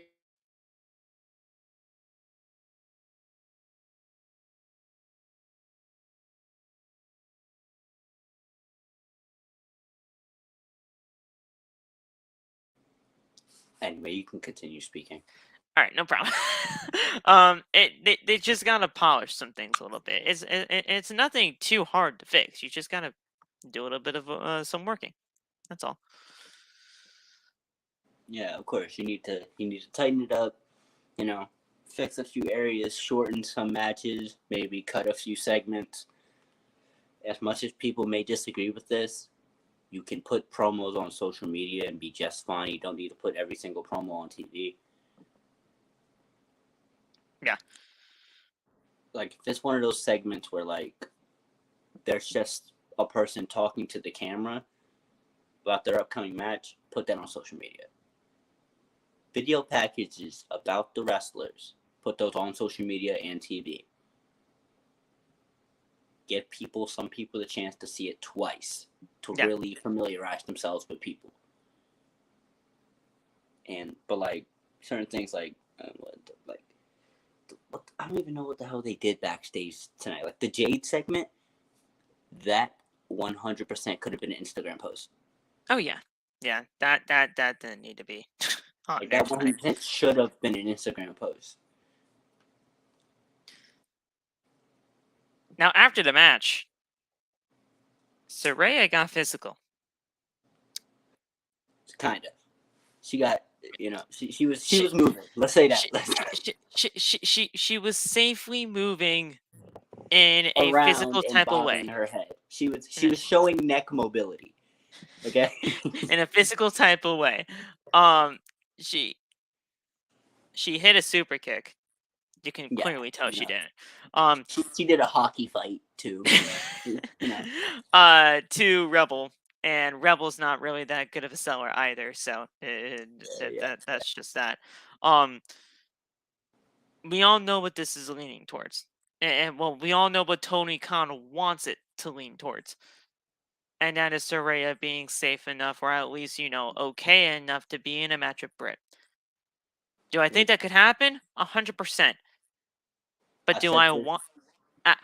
I just want it to happen if it's safe and if she's able to. If it's not, no. I Like just I want her to be said safe and before happy. like I said before we started the show, I feel like Saraya did this with a verbal confirmation from the doctor that she could like safely do something, Yes. but no written confirmation, which is why she was doing it the way she was.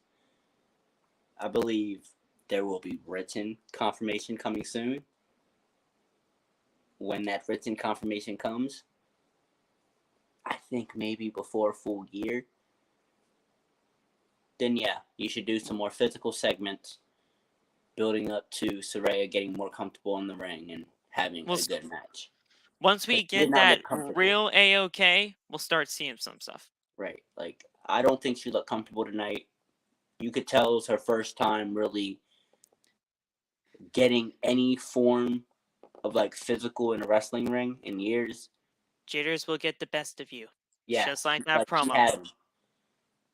And people are probably gonna be talking shit about that all week. Like, Yeah. oh, she threw some punches and she was all shooken up. She couldn't handle the moment. No, like, jitters is real. And you can tell by the way Britt was moving to get herself out of the ring when she was dragging her to the ropes to get her out. That was all basically Britt. That wasn't really like Britt was. Saraya. It was very clear that Britt had to do everything because they didn't want Saraya to really even be too physical. Right. And it's That's I why just you want could her to be tell safe and happy. Britt was backing up the entire time. Britt was throwing forearms that were literally moving like this. Yeah.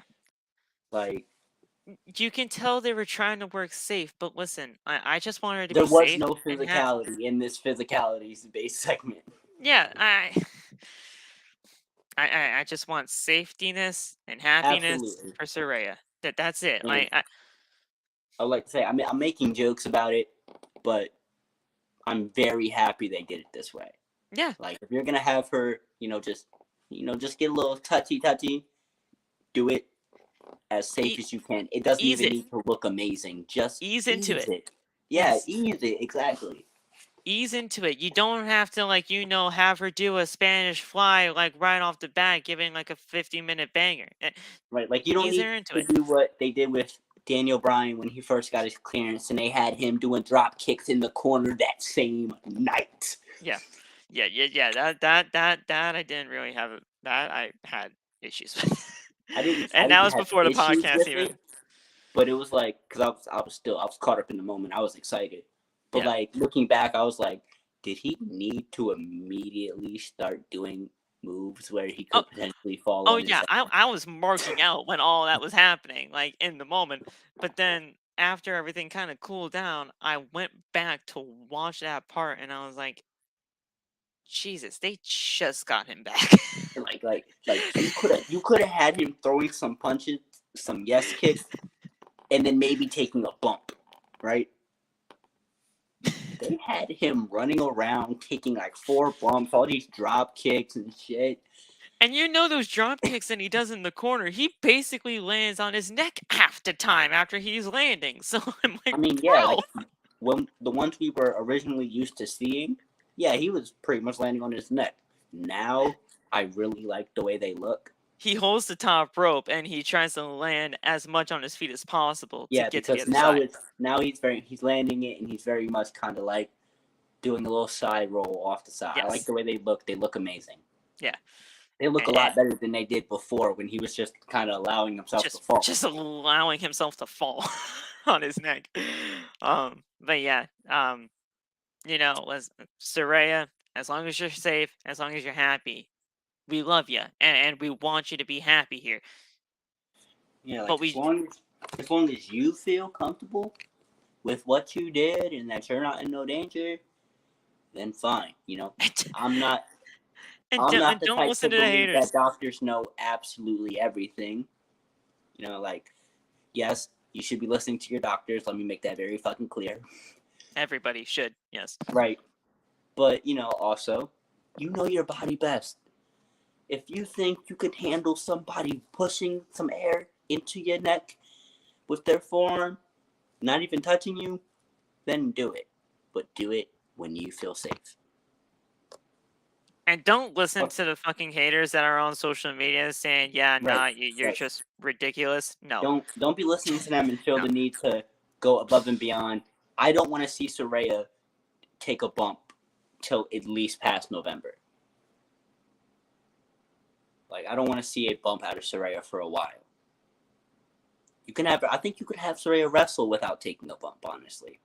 We watched Action Bronson do it, and we watched Roman do it a lot in 2015. Anyway. No bump clause. I don't think it needs to go that far with a no bump clause, but we really don't need to see matches heading into the story until she's just really ready. We don't need to see Paige or Saraya take a bump until she takes her first one in the match with Britt Baker. She just needs to be ready. And that's up for her to really decide. She can get cleared all she wants, but it's really her. It's her decision. And if Toni doesn't allow that to be her decision, we got a little bit of an issue there. And don't put her back in the ring with Sasha Banks. That was a freak accident, and you know it. I know, but I just wanted to fuck with the Sasha Banks stand real quick. Just fuck with them real quick.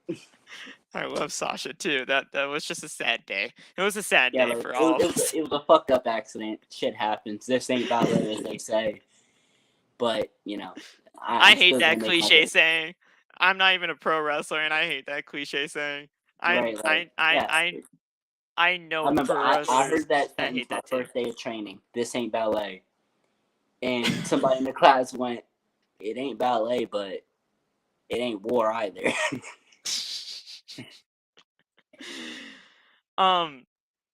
Let's get through this. Oh wow, we got 3 more matches. We gotta get through some stuff. I'm just gonna say this, and I want to go through this Acclaimed stuff because this Acclaimed segment was just fucking gold. The scissoring, this whole scissoring gimmick was not supposed to get over. I'm telling you right now, it was not supposed to get over at all by a long shot. But it makes Tony Khan look like a fucking genius. I'm sorry. It makes Tony Khan look like a freaking genius. Yeah. Everything about this segment was great, and I freaking love it.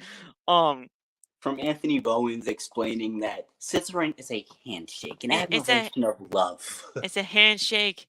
It's a symbol of friendship. And he knows, and I caught that line where he's like, "I know a lot about scissoring." Yeah, that was a little bit of Mr. Bowens. That was a little bit of like, all right, did we really need that part? And even Tony Schiavone was like, "Oh, okay." But yeah, everything else about this was great. During the this is just gonna sound so freaking weird when I say it, but trust me, it's legitimately what was going to happen. The 3-way scissoring hand gesture thing with Billy. The scissoring threesome, yes. There's 3-way scissoring, yes. When that was about to happen, and Swerve comes on in to interrupt everything, that was perfect. Yeah, the crowd booed like they was mid activity and someone stopped them, right?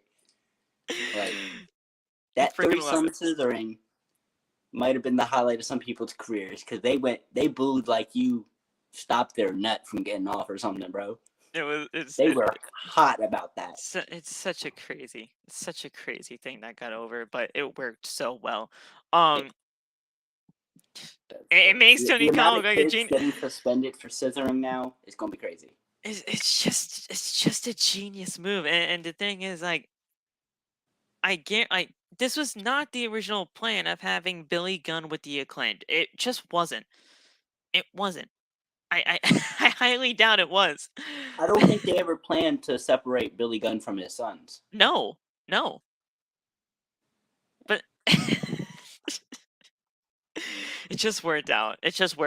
And, when stuff works out and the fans want it and demand it, Tony Khan actually listened in that respect. He doesn't I shouldn't say he doesn't listen a lot. He needs to listen when he needs to listen when it actually is demanding to. But he does. The one thing I will say is that I'm glad that I was there when the Acclaimed won the championships. But the Acclaimed should have won the titles at Full Gear. That is a fair assessment. The Full Gear match was better than the Grand Slam match to me. Okay. Now I understand what you're saying. And everything about the crowd of that night and the way that Swerve and Keith Lee they legitimately switched to being heels in that match, right? To get the Acclaim more over. Sorry to cut you off real quick, but Chad, don't correct them. Just don't. Let them have it. Yeah. And the Acclaim they switched on a dime to get the Acclaim more over. Call an audible on that sense. I don't always agree with the idea of calling an audible. Because if people get over, sometimes it's just good to let them lose. It will continue to have them over. We've seen it with Acclaimed winning at Grand Slam. Yeah. They maintained that level of over. Oh, yeah. The crowd was just as over there. It's just, I think there's just some certain situations or circumstances that calling an audible would have been okay. At Full Gear, yes, they should have had just called an audible right then and there. But at the same time, I like that they didn't call the audible at Full Gear, so they could have it at Grand Slam, which I think made for a better moment, because it's like they lost and then came right back and got it. And it was in their hometown, so it was the hometown guys getting the thing. Oh yeah, absolutely. Yeah. That's something I love about AEW, is that the hometown guys tend to win. Hometown guys and gals. Yeah. So the Acclaim, they made their entrance. Anthony Bowman says that Daddy loves to scissor. Great. Bowen says that they are the best homegrown talent in AEW history. I can't deny that. I can't deny that. That is a very solid statement. Maybe Ricky Starks might want to have a word, but even then, the Acclaimed is still a great pick. Yeah. Bowens then says that they have the best-selling T-shirt now in 2022.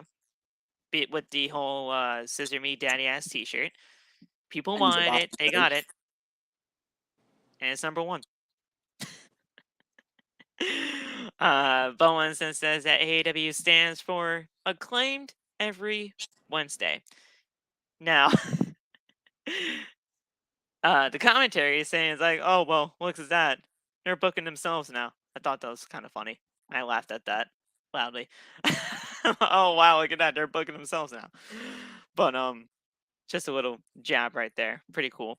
Bowen says that everybody loves the Acclaimed, obviously. And then Billy gives Bowens a gift. And they open up the present to reveal giant scissors. Bowens goes freaking hype, man. He's just running around with these things, just opening and closing them. And he's like, oh my gosh, wait a second, don't run with scissors. And then Bowens. Let me just say, yes. As funny as this whole segment was, the biggest fucking laugh out of me was, oh wait, don't run with scissors. Yeah, when Billy said that on the mic, I was like, "That's fucking great." That was fucking fantastic. It was great. So there were practically like everybody was just like yelling at this point, like doing the whole scissoring thing, and I'm like, just don't run with scissors. um, then Caster gets on the mic and he's trying to take it into a somber mood for a second. We don't want to be somber. We just want to like we just want to have fun and like be like just silly. But he also says that like Washington won the Super Bowl 40 years ago right here, and his dad was on that championship winning team. Caster then says that wearing pink is for everybody, and everybody loves the color pink, and they look good in it. So, that's what we love here. He then hosts a scissor to unite the country. I don't know what this was about, but it really got people just to calm down for a second. I didn't really expect it, but it was a pretty cool moment. Not gonna lie. I like that. They had all this goofiness and all this fun, and they managed to have Max Caster, who, by all accounts of anyone you ask in the internet wrestling community anywhere, is not the guy you expect some heartfelt, serious moment from. Yeah. This is still the guy that told, who was it? Eddie Kingston? He looked like a Newport. Yeah. Like this is the same guy who told Eddie Kingston he looks like a Newport 100. Like I know some of y'all smoke cigarettes. He told a man he looked like a port. That shit is hilarious. And he out here talking about some scissoring to unite the nation. What? He's like, this isn't about red or blue. This isn't about like anything like that. It ain't about black or white. It's just we're gonna scissor to unite the nation. I was like, all right, let's do this thing.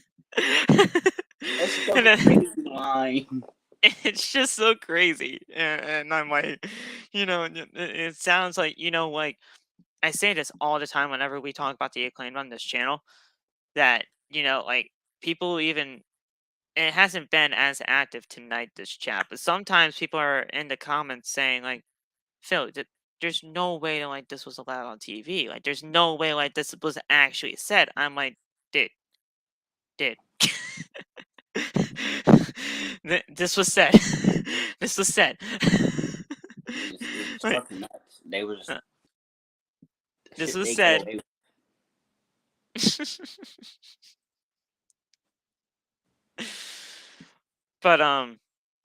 But yeah, Caster that he hosts the Scissor Team at the Nation, but Swerve comes out. He interrupts. And the crowd erupted in boos. Erupted. Like I Uh, said, bro.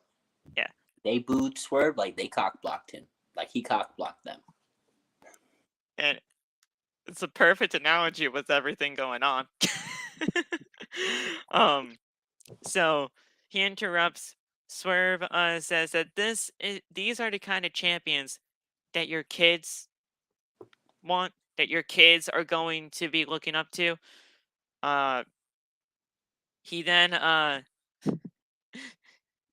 he then says, "Oh, Billy, you can continue in a second because I'm pretty sure kids will just get suspended just like the last generation, like 2 decades ago." I thought that was, 2 decades ago. Shit, I I was was like, spending for that a decade ago. yeah, I was like, well, okay. I was like, okay, there, Swerve, I got you there. Swerve then says that this wasn't, that if it wasn't for Billy, they would still be tag team champions. Swerve then challenges Billy to a match next week on AEW Dynamite in Toronto. Smart Mark Sterling then comes out. I'm like, what the fuck does this guy have to do with any of this? Mark then says that the Acclaimed need him. Billy then hits he hit a suplex on Smart Mark, and then Caster. He goes to the second rope. I don't know. Was this Caster or was it Bowens that did that leg drop? That scissor leg drop. Bowens does it. Bowens does it. Okay, they have it as Caster for some reason. Bowens. He goes to the second rope. He does his scissoring gesture, and then he does a scissors leg drop on Smart Mark. I'm like, all right, that's the first time we ever seen that. So They did it on Rampage last week. I didn't watch Rampage, I guess. And I figured when you didn't, you mentioned it earlier, but I seen it on Rampage last week, and I thought it was fucking ludicrous and that there's no way they allowed that on TV. Because they got it here. He legitimately scissored, legitimately hit. I think it was the blade. Like he legitimately scissored the blades. Yeah. And kids Bro. watch this show. There's a reason why they have a TV 14, I guess. Yeah, you got a point. I bet you these 14-year-old boys have been eating this up. Oh man, this was the first time I saw it, so I was like, all right, that's something new. It's the first time I saw it live, and it still don't make no sense to me. Like you're really leg dropping one leg, but you're also you're legitimately scissoring another human being. Yeah, like you're scissoring them. Like you're leg dropping one leg, but at the same time, if you were to slightly overshoot, you're going straight. You're going to nut. You're going. Bro. You're going straight nut to nut, and it's ready hurt. And dude, if you legitimately miscalculate, bro, you're both fucked. Oh yeah. Quite literally, but also things can happen. Things could happen. Could. Bro, you miscalculate, something might explode, and then we got a catastrophe on Dynamite. Use it sparingly, please. Please. Yeah, I'd like to see this be like a move you do right before the finish. I like the mic drop. Just stick with that, please. And at least that's not. People probably could take it as a sexual innuendo, but at least to the naked eye, that's not really an innuendo. Okay. But at the same time, I'm not saying not to do the move. I love the move. It looks good, and it's obviously over. But it's a great finisher, even. I'll even say it's a great finisher. Oh wait, it can definitely finish somebody. I don't want to use the term "it could definitely finish something" when we're talking about scissoring. And this is wrestling, people. This is professional wrestling. Bro, I've said this all year. I don't know what got into the sport of professional wrestling, but this whole fucking sport is horny this year. The entire thing. They got Nikita Lyons getting her ass slapped on NXT, which I'm not complaining about. Dude, but I'm not complaining. You got men scissoring. I don't even know what the hell else. You got Rhea Ripley and Dom just they're going crazy. Full on some 50 Shades of Grey type shit. Low key. Next year, I'd like less sex in my wrestling, please.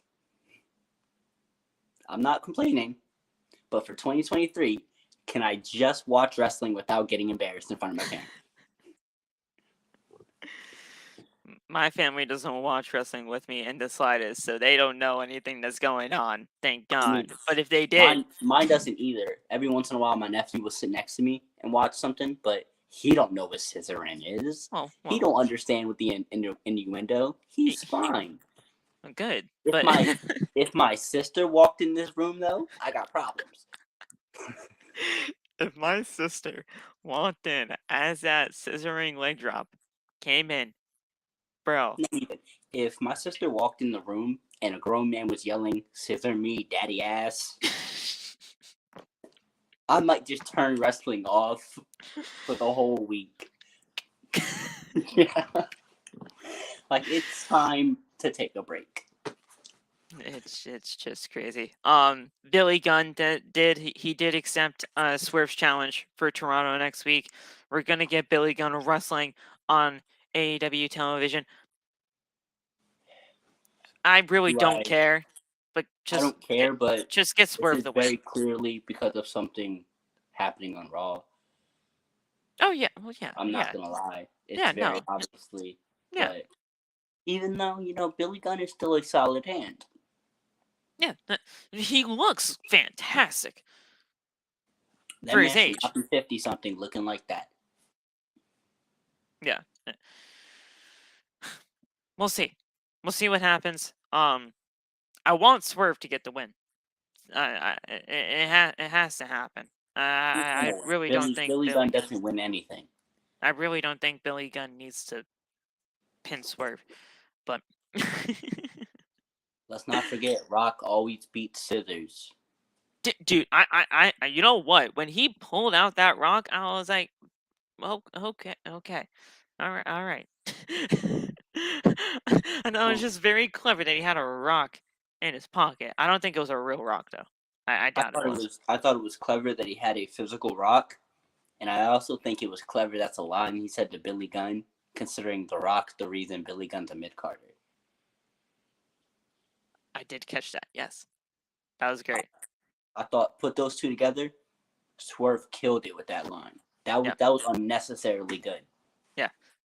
And then of course Mark Sterling, he comes out with a paper to a paper for a contract. I was like, oh yeah, well paper beats rock, you bitch. Okay, sure. This segment is structured so perfectly. And Tony Khan looked like a genius in this segment. Just purely.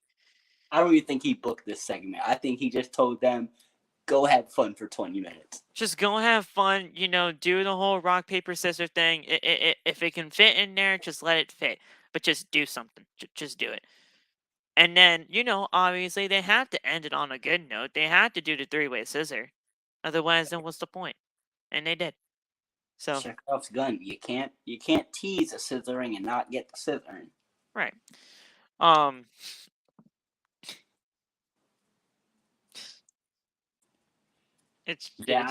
can't believe that we can just normally say these lines and they make sense. But I just hope YouTube doesn't take us down. Look, if YouTube's not taking their videos down, they can't take us down. Going on to a normal wrestling, capacity here, Roosh and Hangman killed it. Absolutely. Amazing match. Absolutely. I don't know how long this match was because the match, time framing isn't posted, but still, great stuff. I think it probably went around 15 minutes. It lasted pretty long. Yeah. It didn't seem like just a normal 10-minute match. Yeah. But we come back from commercial break because we saw Paige hit a fallaway slam onto Roosh. Didn't we had a buckshot, didn't we? Yeah, a buckshot ended this thing. They were going. I think Roosh was going for the bull's horns. Yeah. Running knee or running shot in the corner, but they got reversed into a clothesline. Gets out of there. Buckshot 1, 2, 3, which is a very cool, just looking sequence, and it looked great. Roosh is going to be fine. I know he just got signed here and lost, but I think he'll be fine. Hopefully. It's not his first appearance either, which makes it better. Yeah. If it was his first appearance and he lost, then a little rough. Yeah, then I'd have a little bit of a problem. But I want Roosh to be utilized because Roosh is fantastic. And I love that Roosh he got that opportunity, like Bandito, and they saw something in him and signing him. Bandito was signed today. I don't think you knew this. I don't think anybody really knows this, but Bandito was signed today. Okay, that's good. That's good. Bandito was signed today. That graphic's probably coming on Friday then. Yeah, Bandito was signed. They offered him a contract legitimately right after the Jericho match last week. Bandito had to think things over, but he was signed today. Yeah, I mean, I was pretty sure he was gonna get a contract right after that match ended. Considering before the match even ended, I was hearing reports about how people were trying to get a hold of Bandito. Hell, even WWE was trying to get a hold of him. Right, mid-match, which is crazy. Like, you know he's not picking up that phone right now, but do what you do. Yeah. So I knew he was going to get signed. I'm glad that he signed with AEW. I'm hoping he's one of those guys that just work the, AAA, New Japan scenes more than AEW because, like I said, I don't see there being much room for him on television right now. He's a great special appearance type of guy. I don't think he really needs to be here every single week. No, not at all. He needs to work. I feel like if he's working in AAA and New Japan more, Yeah. while just being under AEW contract, that's perfect. Yeah. I mean, there's these three tiers for these contracts for a reason. It's obviously not going to be a tier 3, which is a full-time, like, week-to-week thing.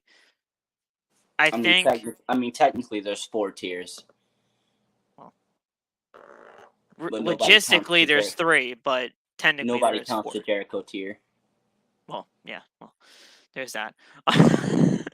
Logistically, there's 3, but if you want to count that Jericho tier, there's 4. But yeah. I say, yeah, I would hope. Realistically, I think it could be a tier 2 thing for him, where it's like a per appearance type deal, but he can come whenever he wants, which is good. The way AEW tiers their contracts is a bit confusing because we don't really know anything about it other than like there's tiers to it. Yeah. One of them's part time, one of them's just like You get Jericho full time. I've heard something about a tier 0 before, which is a pay by play or whatever it is. That's technically tier 1, yeah, where it's like a pay per appearance type deal.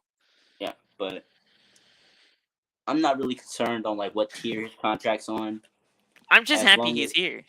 Yeah, as long as he's a guy I get to watch wrestle against great performers on a fairly regular basis. Yeah. Don't need it to be every week. I don't even need it to be every month. I just need to see Bandito wrestle at least once every 2 months. Yeah. I feel like that's perfect. After the match, Moxley interrupts Paige and interrupts the whole thing. Paige says that if Moxley has been waiting for this match to happen for quite some time now, what's wrong with us having it right now? Moxley and says that this is Paige's final warning,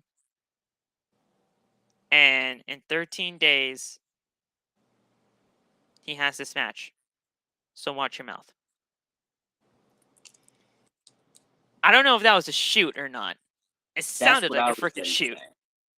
Like, part of me feels like the segment was maybe supposed to end after Moxley said what he had to say.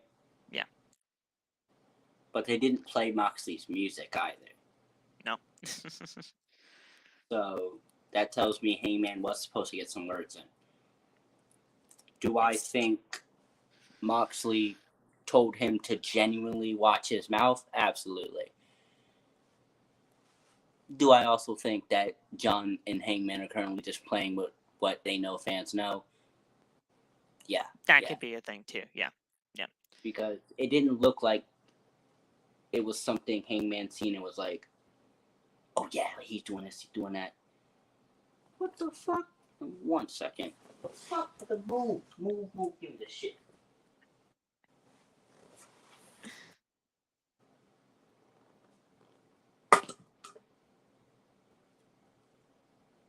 What the fuck is that? My cat was playing with a piece of carpet. Oh, jeez. Okay, well. I'm almost positive this should be on the floor somewhere. Call that shit out of the I don't floor? know I don't know if he did it. I don't know. I'm not asking no questions. God got the answers. I don't even want them.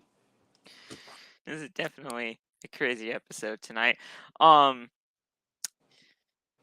Listen, if that was a shoot, Moxley would just do that anyway. Even if it was planned or not, he just do that because it's just Moxley. He's crazy like that. But I want to know what he said that they bleeped out. yes, I hope somebody has an uncensored version on Twitter soon. Also, I'm not a fan of AEW's bleep system. That car crash ass sound is disorienting. Just go silent. Yeah. It's the freaking networks, man. They don't want as much swearing anymore. But like, you held the swearing and everything like that for 3 years. Why now all of a sudden has change your heart? Probably the new direction from Discovery, but that's actually a good point. But personally, I just think they don't censor certain things, so Moxley had to say something of severity for them to have to censor it, right? And that long too. They only really censor like the F word, the 4-letter F word, shit, and maybe the bitch.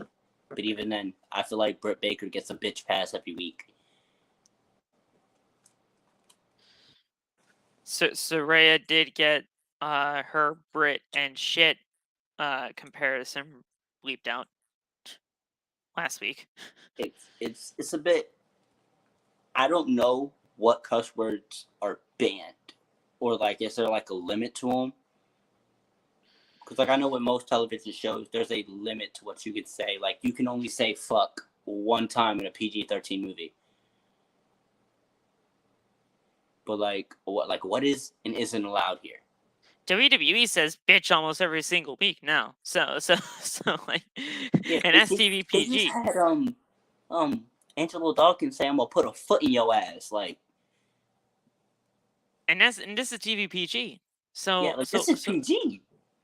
So it's a very weird thing when it comes to censorship. Yeah, they need to figure that out. But yeah, Moxley Page 2 weeks in Cincinnati, Ohio. Page is not winning this match. Absolutely not. But we've known this, so I mean, this is almost kind of like a consultation prize because of I think this is also just a big fuck you to Phil Brooks. Oh yeah, I really do think this is just a big like suck my dick to CM Punk. Yeah. Because like they're giving Hangman the title shot right after this whole all out deal. Come on now. Yeah. And I think we all know that if he didn't decide he wanted to be the most unprofessional wrestler of the year, CM Punk was losing his title at Grand Slam. So this definitely is a situation where they're just like, now that we have to prolong putting our title on MJF, you're going to get a quick little. Yeah. Luchasaurus, he squashed Fuego del Sol in 25 seconds. So that's the thing. Like I said, I blinked and that man was dead. Yeah. Listen, I love the whole presentation of Luchasaurus. A lot of people, are very, just confused about Luchasaurus's heel turn. I love it. I do see a lot of people's points where they're saying that Jungle Boy should have been the one to be the heel. And trust me, Hollywood Jungle Boy or Jungle Man, I should say, would be fucking fantastic. Like, that's what I thought they were going with when they changed his name to Jungle Boy Jack Perry. Yes. I thought we were going to see more of like a Hollywood Jack Perry. Something like that. That would be fantastic. More of a heely Jungle Boy. And we've seen more of like a Edge Jungle Boy. Reminds me a lot of like a babyface Edge.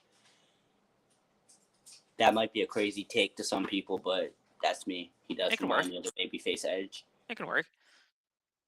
And I feel like Luchasaurus isn't a bad person to turn heel. But I also feel like he's the type of person you want to keep a face because he is a gold mine for children. That's true too.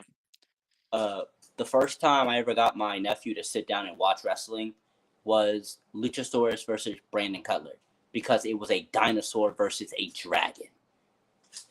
That's right. Brandon Cutler was doing that whole dragon shit. Yeah.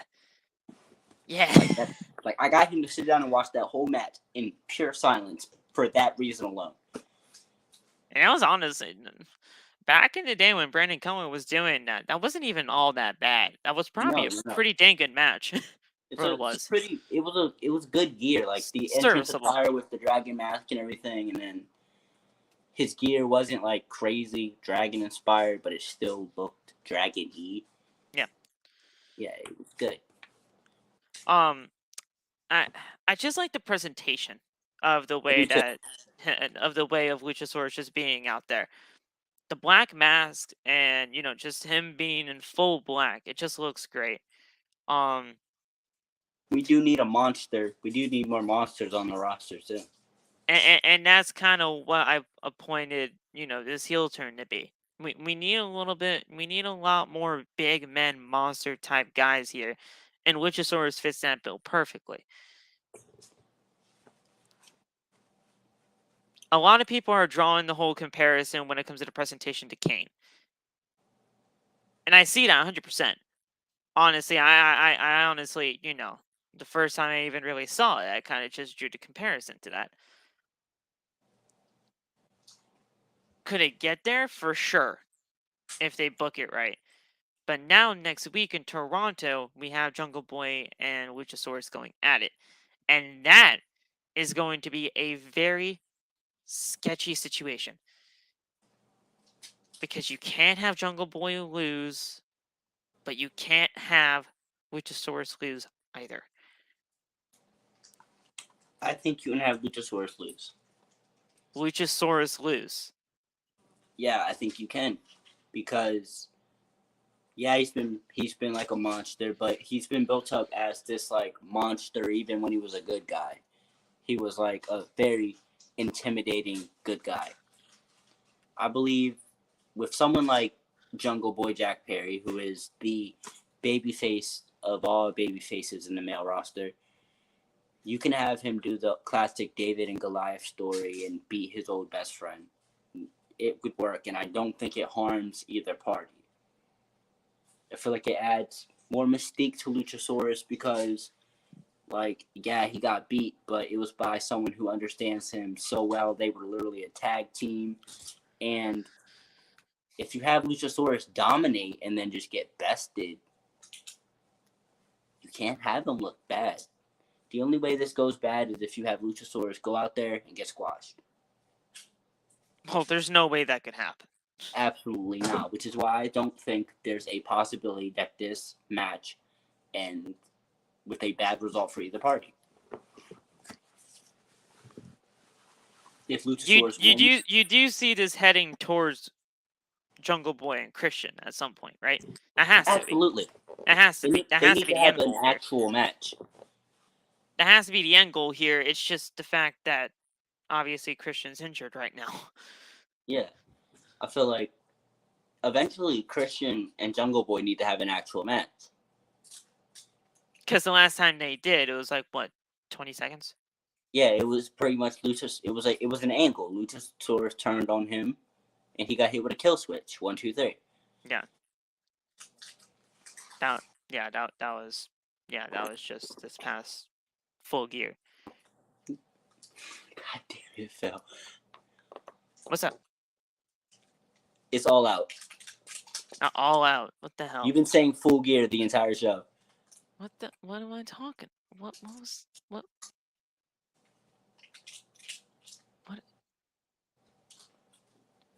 Full... What in the world? What am I talking about? I am so freaking out of it, bro. It's fine. I've been off too. That's why I was Well- like, Chad, don't even correct him. Oh, that.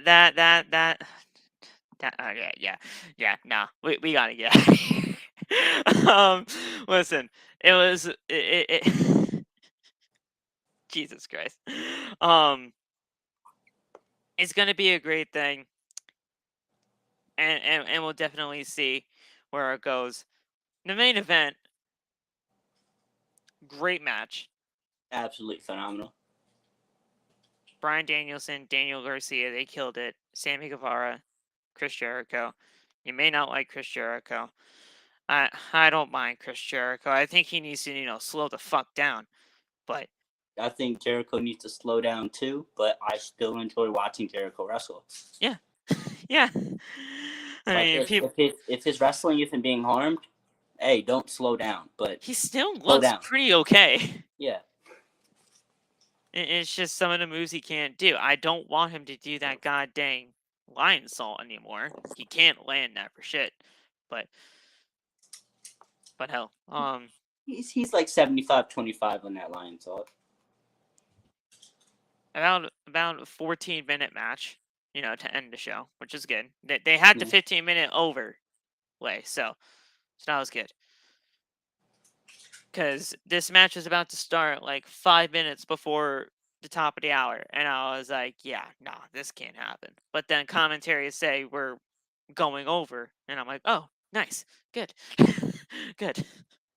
I remember early on when I first turned on Dynamite, I seen that it had a 15-minute overrun.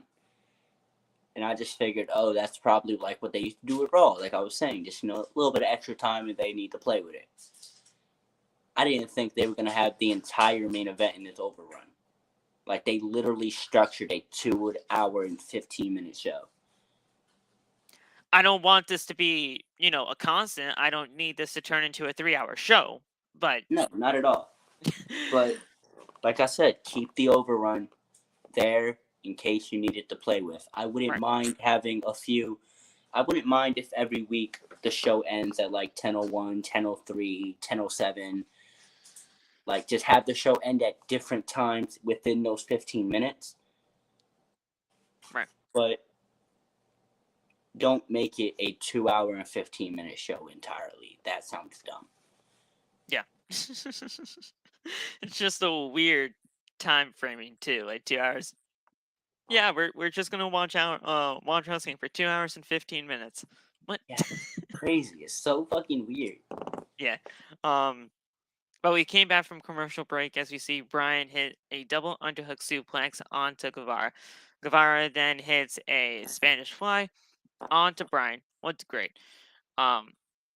Guevara, Bryan and Guevara then collide with double cross bodies in the ring. Garcia and Jericho stare down each other.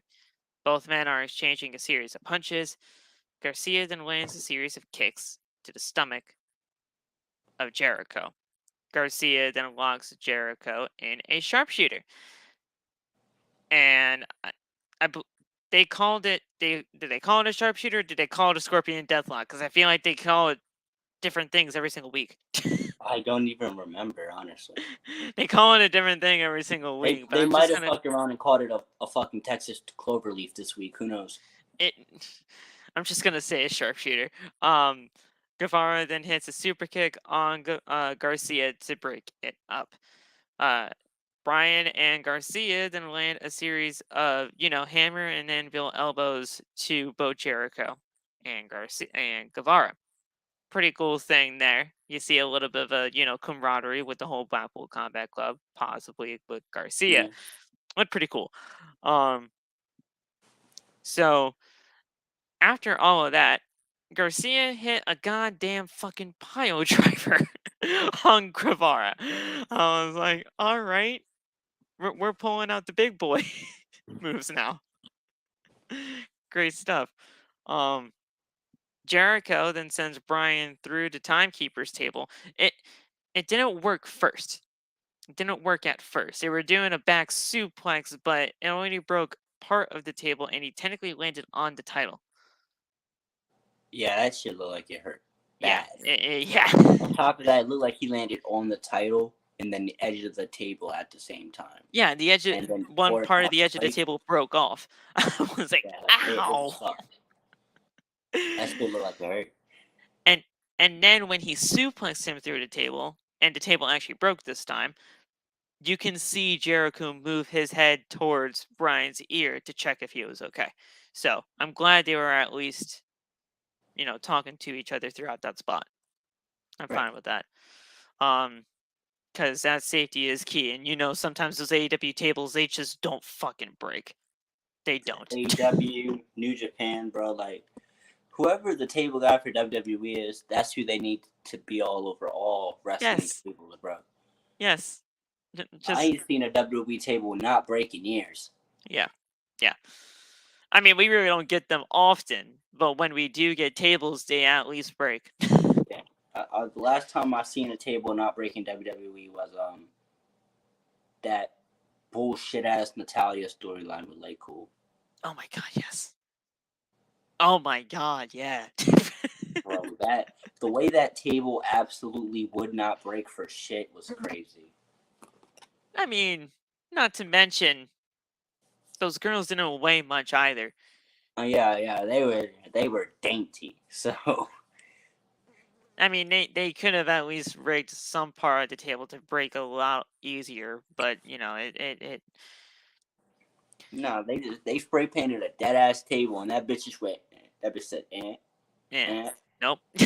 Just and I remember a match in AEW actually. They were doing a suplex on, it was like a table that was leaning on the floor from the apron. I don't remember this match for the life of me. I don't remember who was in it. I think Serena Deeb was actually involved in it. I think that was one competitor. They were doing a suplex Was through. it a Hikaru Shida and Serena? Probably because the suplex spot I'm talking about was off the apron, trying to go through that table that was leaning on the floor and apron, and they just slid off the table. Oh yeah, that definitely seemed like a Hikaru Shida and Serena Deeb match. They just slid off the table, man. I was like, oh, dang it, dude. That could have been such a cool looking spot, and the table just doesn't break. I still I'm think like, it was a pretty like cool looking spot to see them suplex off and then land and slide at the same time. It did make it look pretty devastating for whoever was getting suplexed on their neck. it was Sheeta that got suplexed, but I'm just like, oh man, I wish the table broke. Yeah, if the table broke, that would look like death. Yeah. And that would have been looking great for Serena, because Serena's just that damn good. But yeah, so they broke through the table there. Guevara then he hits a GTH on Garcia. Garcia then locks the Dragon Slayer submission that he used to defeat Bryan with, coincidentally, on Jericho. And then Bryan, he locked in the not walls of Jericho. I gotta go to fucking sleep. The label lock at the same time. But Jericho, he hit Garcia with the Ring of Honor Championship at one point throughout all of this, allowing Guevara to secure a pinfall victory. Guevara won this match. After everything that happened with the whole Andrade and Guevara thing, people are going to be talking about that. I'm not very happy with it. I thought Daniel and Bryan should have won this thing. That's actually pretty hilarious. I do think the right people won. I just argue with known information to the public. Someone else should have got that. Actually, this was the only way it could have happened. Because if you give Bryan and Garcia the win, right? Garcia has a win over Jericho already. That kind of nullifies what they're going for Full Gear. If Bryan wins, if Bryan and Garcia wins, that also means Bryan winning next week. It's just them beating Jericho 2 weeks in a row. If Jericho pins either one of them, it nullifies Full Gear or next week's match. Sammy Guevara was the only one who could have feasibly either gotten pinned or got the pin. Since Jericho and Sammy having to win is the right story move, yeah, I guess fine, Sammy got the win. I still think they should have sent Sammy home and let Hayter wrestle the match, and Hayter would have got the pin. That's fine. Yeah. Honestly, well, now that you've talked it out, it does make sense. It's just with everything that happened, I'm like, why? It's bad timing. Yeah.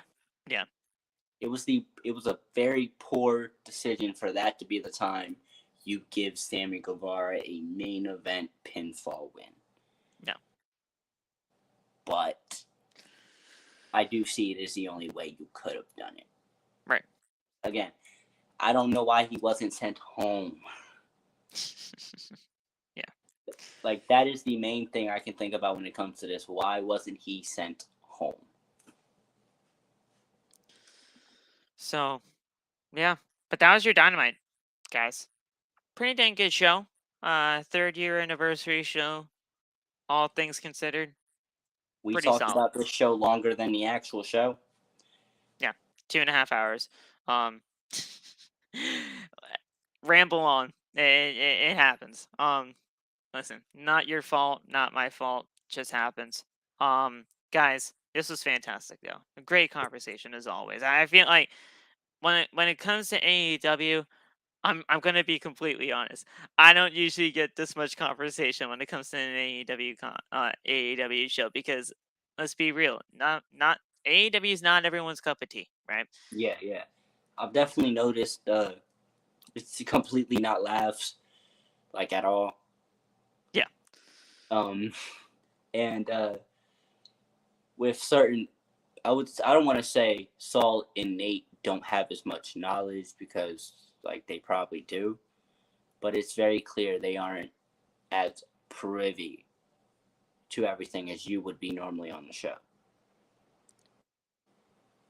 I've watched it since the freaking parking lot, bro. The parking lot, the Yeah, I'm with you. I've been here since that niggas standing initial outside the conference. Tokyo Dome. That initial conference at that Jaguars conference thing, yeah. Hell, even Allin. So, I mean, I've been here since then. So Yeah, since Jericho in the Omega match, that I would want to say that's my start of the journey. Okay. But yeah, guys, this was a fantastic thing here tonight. You won't be seeing me until Friday for Friday Night SmackDown AEW Rampage. AEW Rampage is actually done by now. Definitely, it should be at least. Hopefully, people are getting home safe from the taping. But you'll be seeing me for Friday Night SmackDown AEW Rampage. Isn't also Battle of the Belts happening there too? I think. Yeah, so right about now, the entire show should be done. Like, people should be on their way home. Oh my god, that has to be such a freaking long ass night, bro. Well, yeah, because you gotta think it's. Because Dark Elevation tapings. Yeah, matches starting at 7. Then Dynamite's on for 2 hours. That's already 3 hours. 4 for Rampage, and then 5 for Battle of the Belts. That's just insane. Battle of the Belts 4 doesn't even look really all that great either, though. Yeah, like I like it does seem like a very dry Battle of the Belts. Battle of the Belts has always been dry to me, but it's just like I don't think they've had a world title at one of these shows yet. A world title match. All right, let me take a look. Battle of the Belts 1, we had Guevara and Dustin for the TNT title. Oh wait, that's right, the interim TNT championship. I remember that shit. That's because Cody had COVID for a week. Starks and Matt Sydal for the FTW title. I remember that. And then Britt and Riho for the women's championship. I remember that. Yeah. Guevara and Sky for the TNT title. Yeah, 2. Gresham and Dalton for the Ring of Honor World title. So technically a World Championship, but Ring of Honor. And then Thunder Rosa and Nyla Rose. I remember that as well. Wow. Battle of the Belts 3, TNT title match with Wardlow and Jay Lethal. This one just happened in August. Yeah. Thunder and Jamie Hayter for the women's title, and then Claudio and Takeshita, yes, for the Ring of Honor World title. Fantastic match there. So really, the only World Championship matches were Ring of Honor. Yeah. And now, for this one, I mean, you got Pac and Trent Beretta. That's, come on.